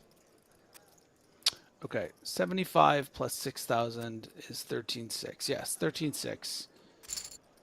So if the big blind is 80,000, that means that there are about 160 big blinds in play. 150 big blinds would be 12 million. So then there's 170 big blinds in play. Yes, 170 big blinds in play. Divided by 5 would be 35 big blinds is the average.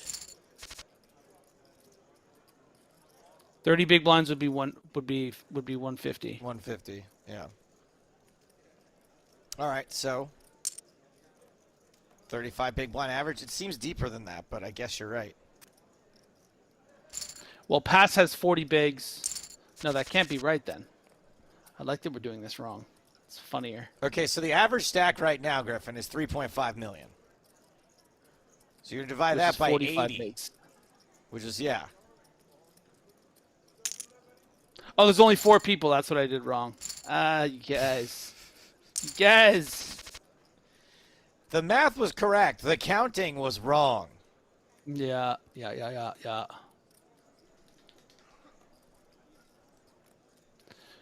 I like that Xtheology just asked, why 80? Because it's the big blind, my friend. 80,000 chips. Moss Monkey's asking what's going on. Joe and I are doing math because he is the human calculator, and sometimes he needs a little warm up before the human calculator level, which is 100,000. You know, I'm a real math head. Sometimes I'll do math for 4 or 5 days straight. I'll just be unable. If I run out of math, I'll be like, where can I get some more math?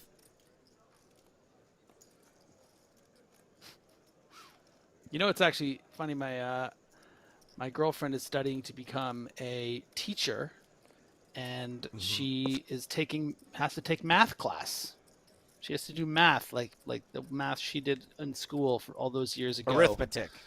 And she's 28 and has to do all these algebra and stuff. And she said the first class, when she went in there, that she saw 4 people crying at the end of it. It was a 4-hour class. And it was just like being back in the Crying. blender. Yeah. Just from like being triggered by terrible school memories, or was the math that hard? I don't know. I think it was probably a combination, but maybe more the latter. Because isn't your girlfriend like a kindergarten teacher? Yeah, but she's stopped doing that to go back to school so she can actually go and teach whatever she wants, not just kindergarten kids. She's getting her master's in Okay, so it might be education. real math. Not Yeah. Tommy has 4 apples. Jimmy has No, 6 it's dogs. no, it's real math. Okay.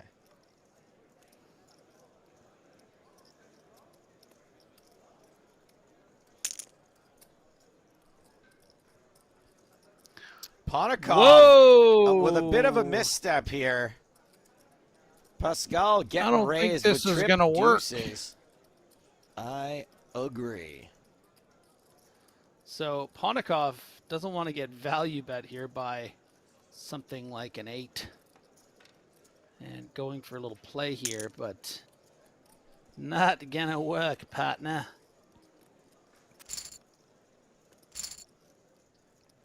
$3.6 million now for Pascal. Griffin Phillip wants to know, how about them Blue Jays?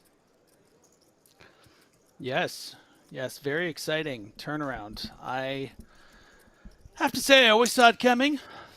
I was very confident in them figuring it out, and looks like they are going to make the playoffs, and it's going to be really exciting October to be a Toronto Blue Jays fan. Top pair on this flop for pass does not get domination rotated.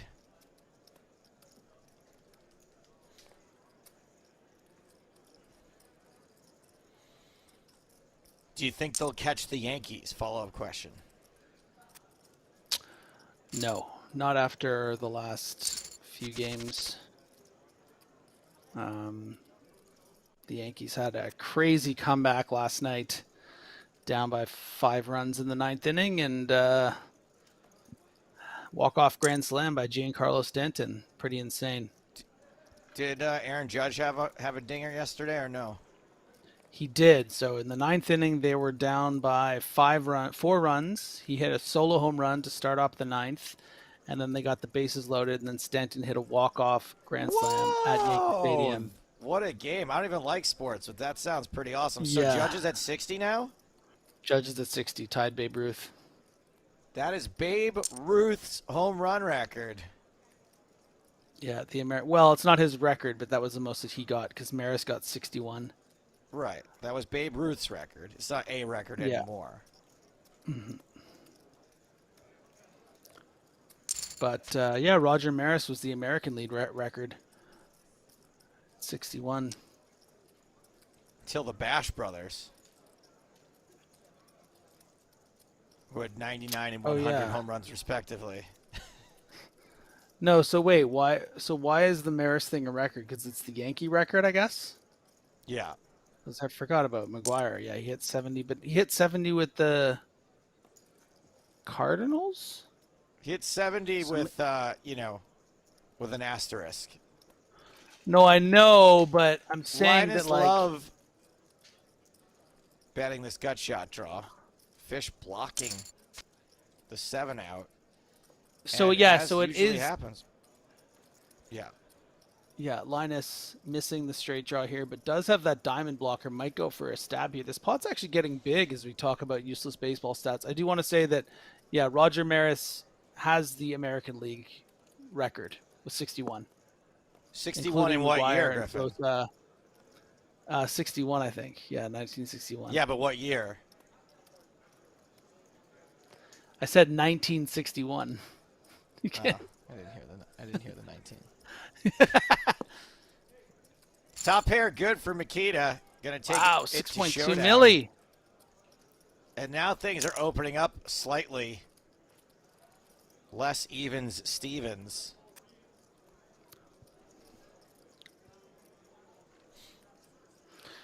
Doing, doing. You're supposed to do the animation. Don't you have that power, Joe? What power? Don't you have the animation power? You could have done the even Stevens. But it's not even Stevens. Oh, almost. But okay, so when it is even Stevens, you'll do it. Yes, I will. I really have this like fantasy that on like my birthday or Christmas, I'll get a surprise board from Mr. Poker Star where I can start doing the animations. You know, the Griff graph whenever I want. That'd be nice. You know how long it took them to give me this and how many other things they took away before that happened? Yeah, but you're irresponsible. I'm like the I'm the responsible. Sorry, I can't get through this bit. It's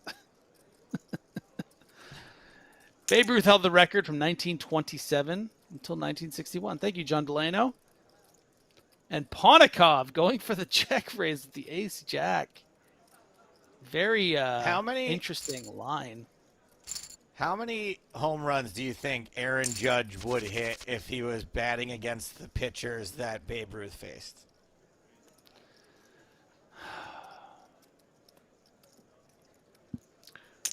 Got a raise from the button from Makita. Probably like 180 or something like that. Yeah, I'd say 180 to 200 is a good guess. Yeah.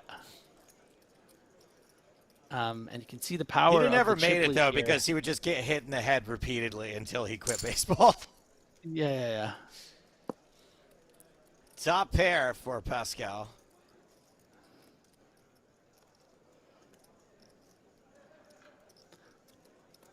You can see how quickly Ponikov folded this ace-8, fully aware of how wide the range Fish in 2013's button open will be.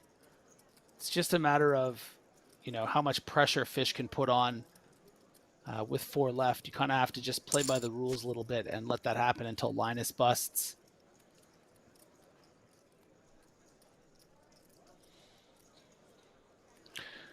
Welly says 61 is a great movie about the Maris Mantle home runs race. Yeah, I think I've seen that. I think I like is a that. good I don't movie. remember. The one with Thomas Jane. Barry Pepper. Barry Pepper plays Roger Maris. Thomas Jane plays Mickey Mantle. Yeah, and I believe it's directed by Billy Crystal. That's awesome. 7-10. Going for the old 7-10 split. If we could switch to bowling for a second. River does not improve 7-10 somehow. Pascal checks. Will Makita go for one last bluff here?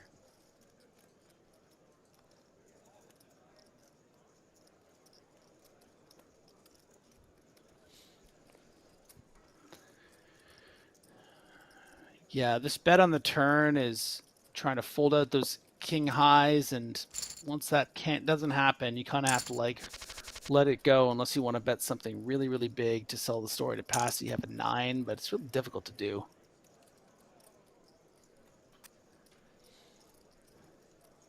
Makita raising 4-5 suited. Gets it through.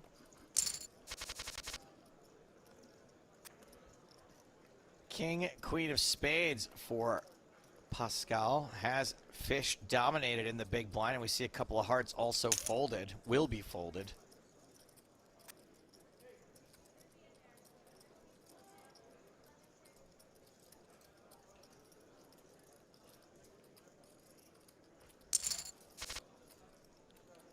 Ace high It's a heart. King high out in front.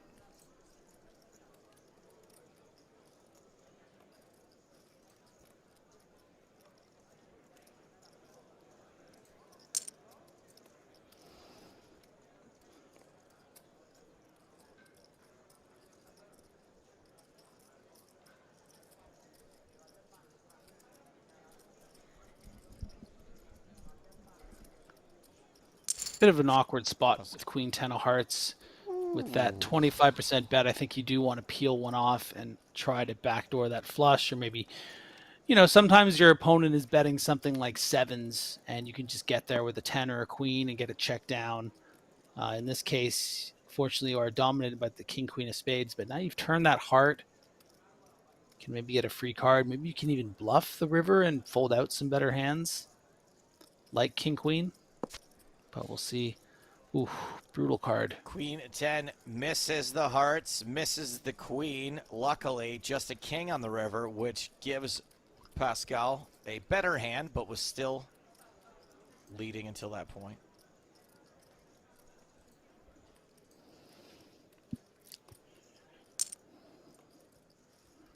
And there it is. And Fish going to have some ace-x type hands that would bet this big. So now that Pass has rivered this king, what do you do? Do you just call and hope that... Oh, wow, and he does. Brilliant. Pascal makes the call and also takes the tournament chip lead, barely Nice. edging out Fish. Very nice.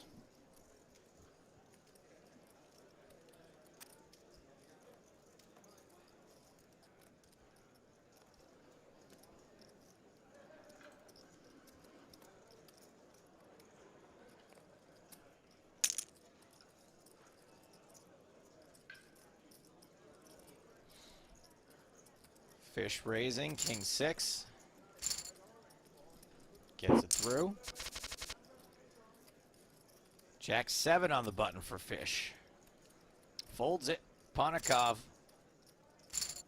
gives a walk to Pass. Pocket queens said- for Linus Love. Yes, Could I have know. said give... Yes. Okay, just make sure you know. Pass. Yeah, no, I know.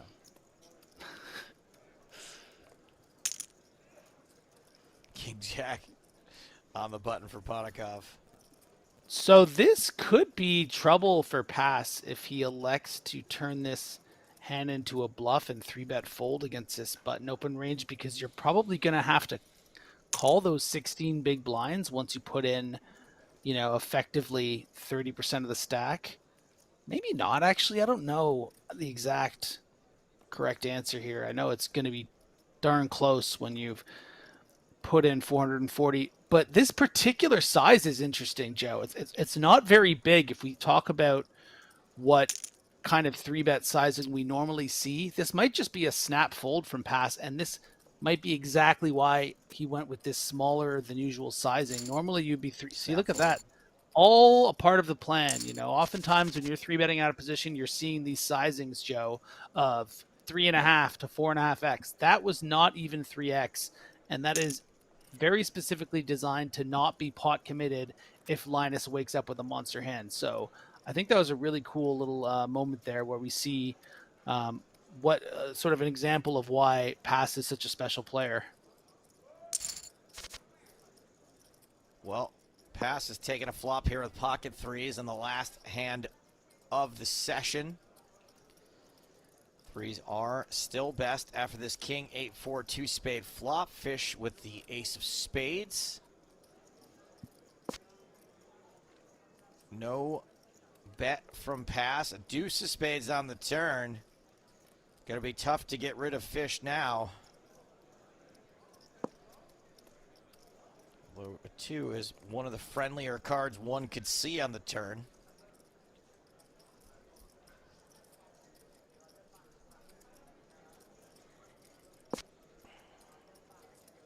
Check, check.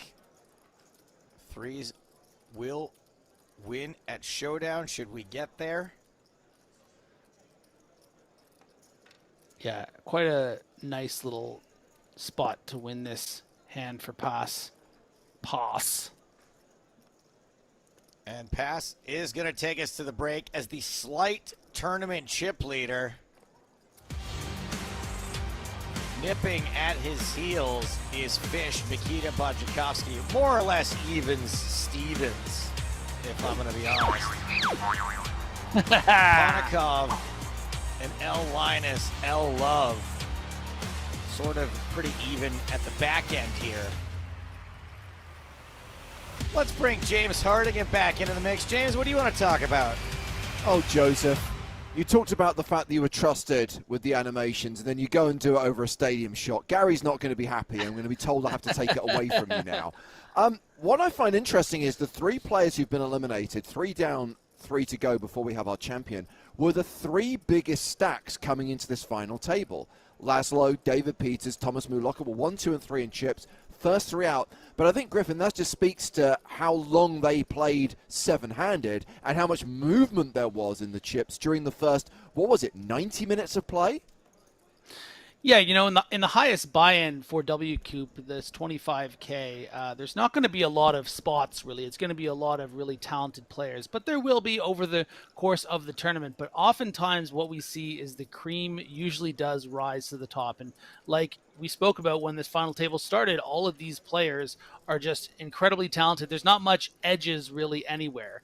So if the cards happen to be going a certain way where the short stacks are doubling up and it's moving all around, I mean, can you really pinpoint one big mistake we really saw over the final table? Not really. So it's just really about who's maybe gotten a little bit luckier. And now it's going to be really interesting as we're shorthanded, especially with how incredibly talented someone like Mikita and Pascal Lafrancois is. Linus Love, we'll see how this shakes out. No, absolutely. Worth highlighting once again, guys, the plan for the next week, the final week of Wcoop, because this is our last stream of this week. Joe, we are working tomorrow. We're going to record a podcast, another chance to hear from Benny Glazer, but also we will catch up with Howard, and I feel that because we didn't get the chance to speak to Howard yesterday, because so much happened last night that we had to cover today, there's probably more detail we need to look at as far as an overview of the series so far is concerned going into the final weekend. Yeah, look, anytime somebody wants to show up on the podcast and have a lot of knowledge to drop and make it so that I don't have that much work to do and I can just listen and download everything all at once, that's great for me. Love it. The key question is, as we go into that final week and we bring you our final trilogy of streams covering the last 3 days of the main event, Griffin, I know there is often a lot of talk about Flush Entity coming out of retirement. I'm going to ask, please don't play the Wcoop main event because Maria is playing, Sam is playing. If you play, I just know how we run. We're going to have a situation where all 3 of you make day 2, and Joe and I sat here on Monday doing a 7-hour broadcast by ourselves. James, you can count on me. I will not play. Thank you. Good to know. And, of course, we'll be bringing Nick Walsh back for those final 3 days as well. So, yes, Monday, world-famous bubble coverage. Tuesday, the race to the final table. Wednesday will be the final table itself. And, of course, throughout our main event coverage, we'll be watching that player of the series race very, very closely to see whether it is Rui Ferreira or whether Benny Glazer catches him, or maybe it's someone who's currently sat in 3rd, 4th, or 5th. I think we're at the stage now where it's going to be tough for someone to come from nowhere. And remember, there are, of course, the individual player of the series contests for the low, medium, and high buy-in tiers. I guess we should also highlight that the last 2 events, big events of the series, are the last 2 World Championships. We have got the World Championship of PLO, the World Championship of No Limit Hold'em, those being the 2 10K main events. Joe, I know we've covered the PLO in previous years. I think we've taken the right decision to follow the narrative of the No Limit Hold'em main. And I guess the fact that we can have the replay, have Pi handle that on the Wednesday, means people who love that event still get that Omaha fix. Yeah, look, anyone that needs to know exactly what's happening in real time can go look up that information. And I think your real Omaholics, as I like to call them, are not going to be bothered by the fact that the information's out there. They can go back and watch the replay because it really does take an absolute love of that game, and they're going to want to see every second of it. So I don't think we lose anything by having it in replay. I don't know, maybe we hop around during the main event on a break or something, peek in real quick. Who knows? Yeah, don't forget there's the low and the medium versions of the main as well. Griffin, you now have a well-earned break. Joe and I will handle proceedings for the next 55 minutes as we return to this four-handed final table of the $25,000 buy-in super high roller, the biggest buy-in event in the series, with a first prize of more than 426K. First hand back, it's Fish getting aggressive. And once again, taking the ever so slight chip lead. Oh, aces for Ponakov.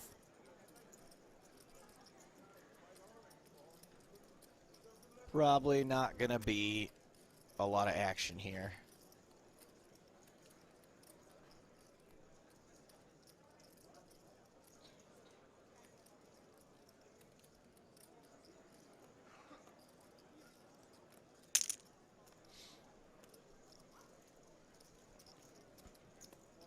Raises small to big, 240,000.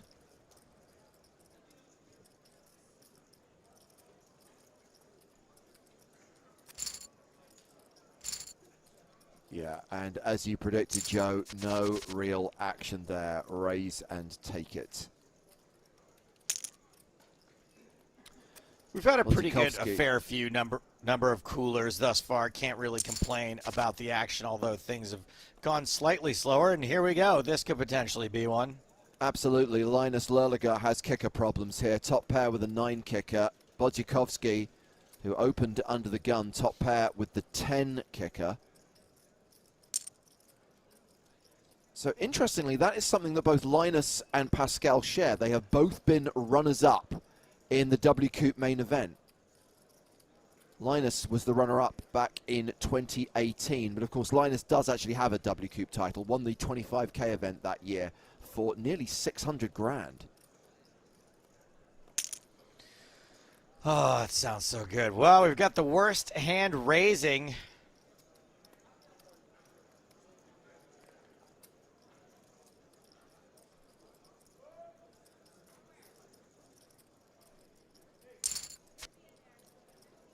Oh, no. This spells almost certain doom for Linus.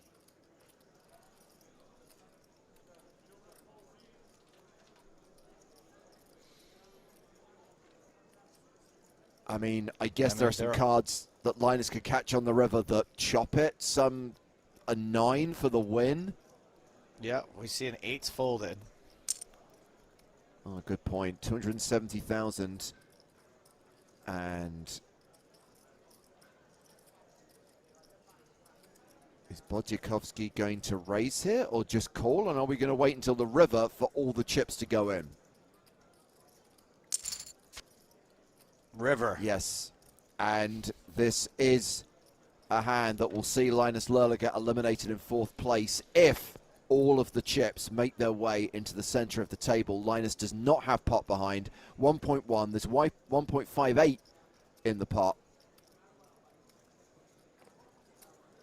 On the one hand, I don't know how you don't get all the chips in here. On the other hand, I'm wondering what hands Fish has that can call a big bet here other than better kings. I guess hands like... Well, there's the shove. And I can understand Makita taking a beat, but I don't see how you fold trips here. And the call will see a KO.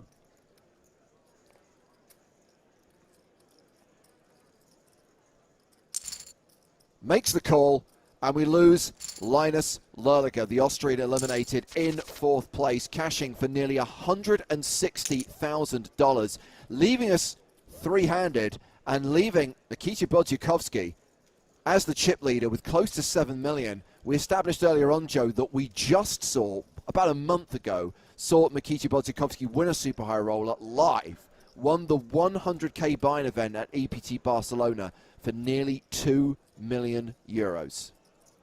Yeah, and I just want to say what's up to Makita, and thanks for, he did a post-win interview with us, and he doesn't do a ton of interviews, and I just, it's nice when folks give us their time and hang around. There's always new tournaments starting, stuff like that, and, when you've won as many of these as he has, then he's probably just looking forward to getting into the next tournament. So I just want to say it was very cool of him to give us a little bit of his time after that. And hopefully folks will be seeing that at a later date. Yes, I can confirm that both Monte Carlo and Barcelona have been filmed for TV, so there will be highlight shows making their way to TV networks around the world in the future. Those shows currently in post-production.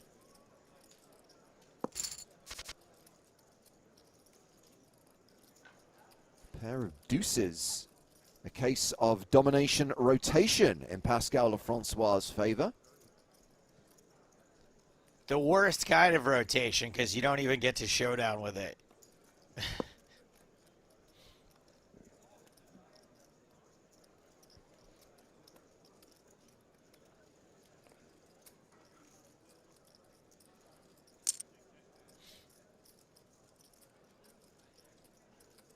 B. Baccarai on YouTube says, gotta love Texas Hold'em. I would prefer it, Bakai, if you would use the game's full unabbreviated name.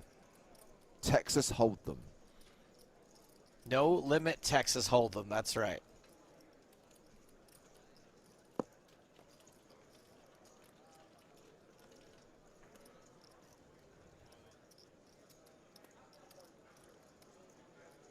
Well, deuce still good. 93% equity for Pascal.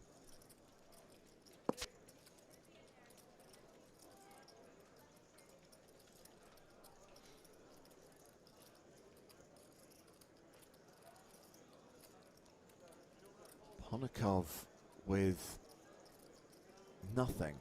A total bagalino. But bets 231,000. Well, this would be the hero call to end all hero calls. This is what I'm saying. You don't know how in jail you have your opponent when you dominate rotate in this spot because you just have bottom pair. Oh, does it? Wow. Yes. Pascal calls with the deuce, takes the pot off Ponikov.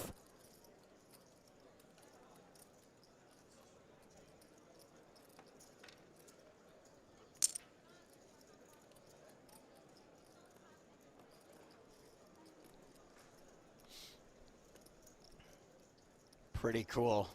Pretty cool watching the best in the world.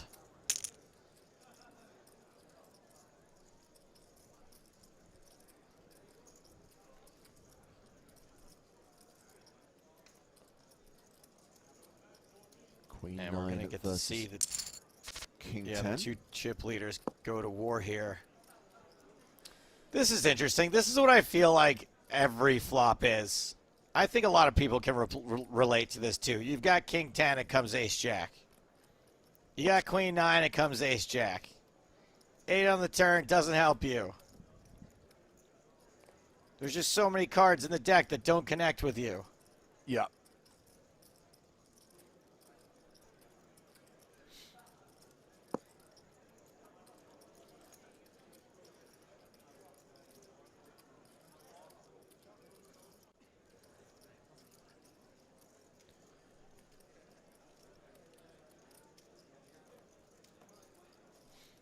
Chazalark says, wow, dem payouts. Yeah, significant money now. I mean, not that it wasn't before, right? But I guess if you're looking at a 25k buy-in with a prize pool of more than 1.3 million, you are going to see huge sums up top. 221k locked up by all three players. More than 300k for the runner-up. More than 425k for the winner. We get to the river here, Joe. King High is still the best hand. Will we get to showdown?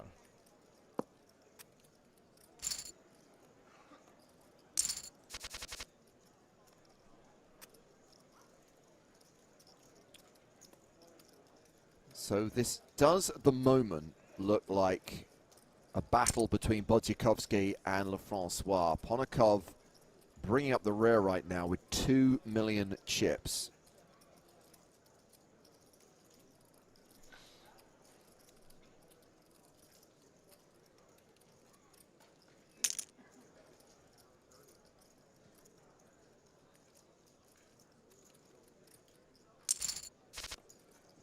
And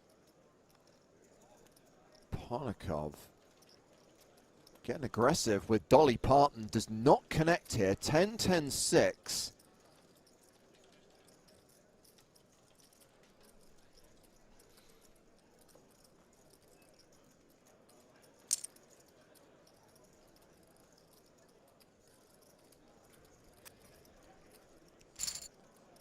The queen and the coconut. 9-3, that's a hand I know very well. A walk with deuces.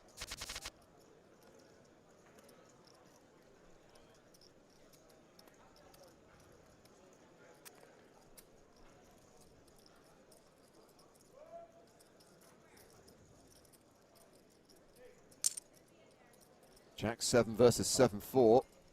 Another domination situation.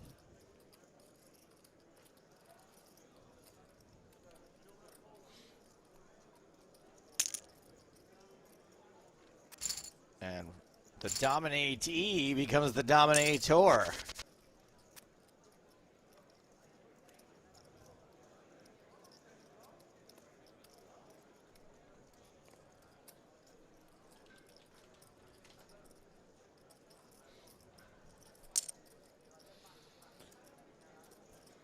And Ace-9 completes in the small. Ponikov with King-5.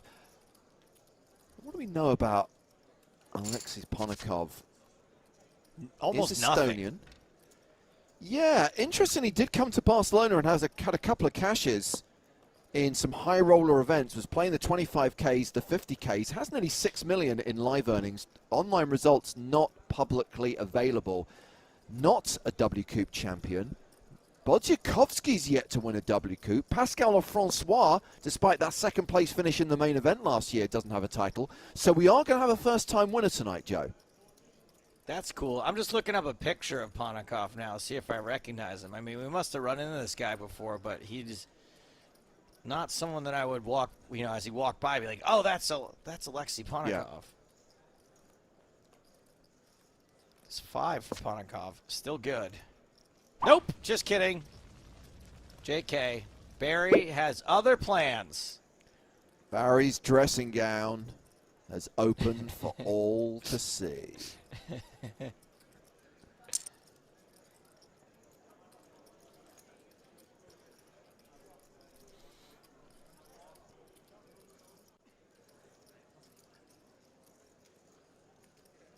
He beat Ivy heads up for like $2 million in this year's WSOP. Huh.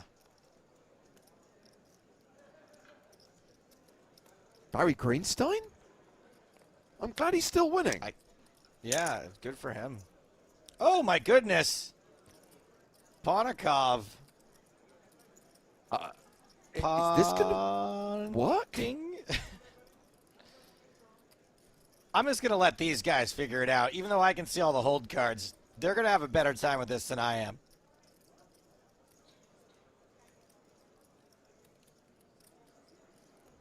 I mean, you just don't see very many river raises, so it's quite polarizing, right?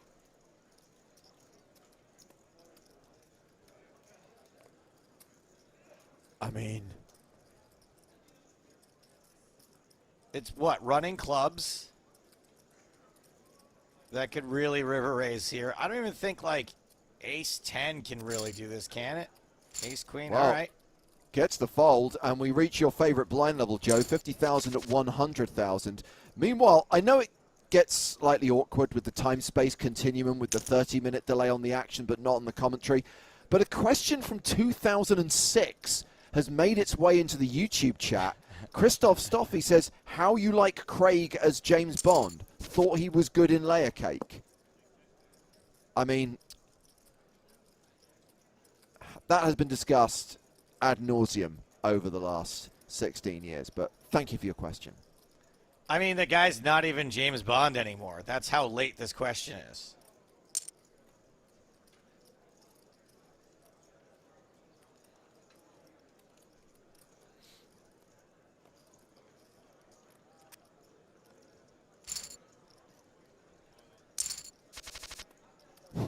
Craig Ferguson played James Bond? Asks Syncmaster.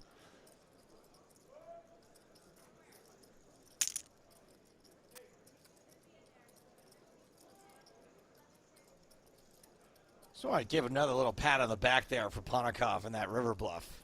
Yeah, no, absolutely.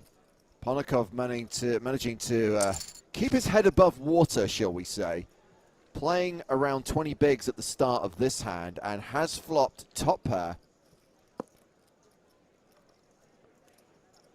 It is a rotation situation.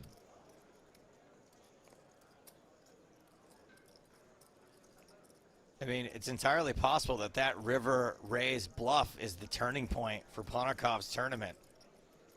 We might be looking back at that at some point, being like, right there, that's when the tide started turning. That's 2 pots in a row, over 2 million now.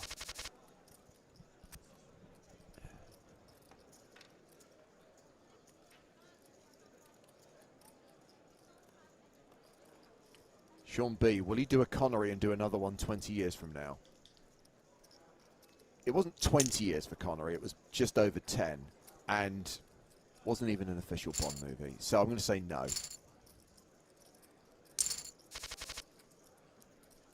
I think that's my favorite. Oh boy, how about this? Little setup ski. Are you about to say that Never Say Never Again is your favorite Bond film? Because I will leave the Yeah, stream. it's my favorite. Yep. Okay, thanks everyone. I'm done here. It's the only one that incorporates the use of video games. Oh my god, that scene is so bad. In all takes honesty, place in I a have retirement home and they play a video game. I have no problem with the idea of them playing a video game. The game makes no sense. Visually, it's impossible to see what's going on, and the rules are so not clearly defined. And when they talk about pain level being 70%, 70% of what? 70% of pain. Come on. Use the grape. It's math. It's a really, really bad film.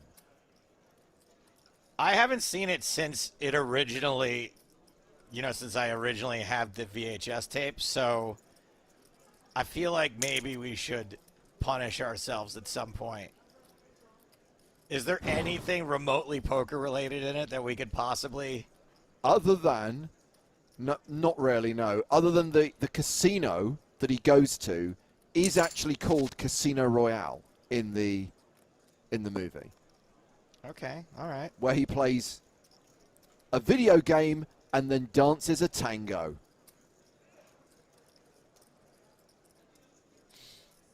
Well, we got second pair here versus a gut shot. But don't worry, that gut shot won't come in because blockers. Yes, Rick Rudolph, this sounds like a good Superfan versus Stape subject. Let's throw it out there. If you've considered coming on the podcast, Superfan versus Stapes, and you can't think of a specialist subject, watch the movie, Never Say Never Again, select that, we'll fast track you, we'll get you on the show. I might even juice the prize pool. Oh, man. Makita, what did I do to myself here? Makita raising with the gutter ball with the belly buster draw. Oh, yeah.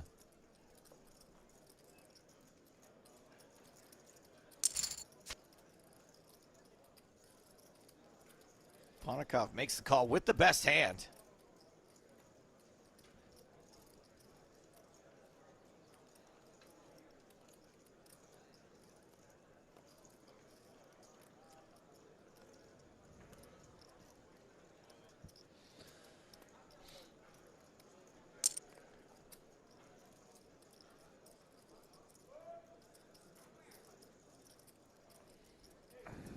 And Makita continues telling the story. And that story is, I have King 10. I have Ace King. I have King Queen. And gets the 10 to fold. 7.6 million now. Yeah, putting some distance between himself and Pascal Lefrancois, who's opening here on the button with Queen 5 of clubs. 6-4 of clubs for Mikita Bodziakowski.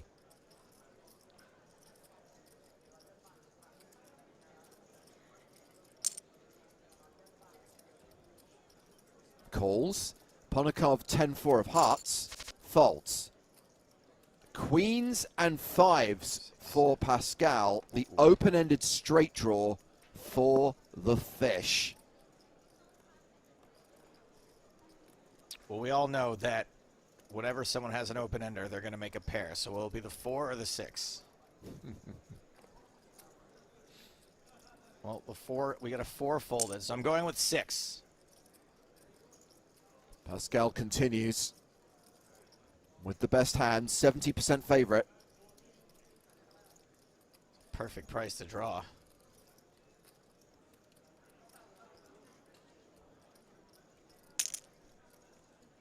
Or raise. Oh, man. Man, Makita is just not letting up. Just completely plowing through these players. Not going to get Queen 5 to fold. There Oh, is you the can straight. just make the straight with the 8. Bodziakowski now a 9-1 favorite. Pascal Lefrancois will need a queen or a 5 here. But, I don't know, it kind of feels disguised as well, Joe. I don't think Pascal will be worried about a straight on this board. I mean, it's not the only straight out there, right? There's 6-9 also. But, you know, these are hands that largely go ignored. Yeah, and crucially, the flopped flush draw has not come in. So this bet of $1 million, at the very least, is going to get called. And he moves all in on the turn. Called. Does not spike a full house on the river. And Pascal Lefrancois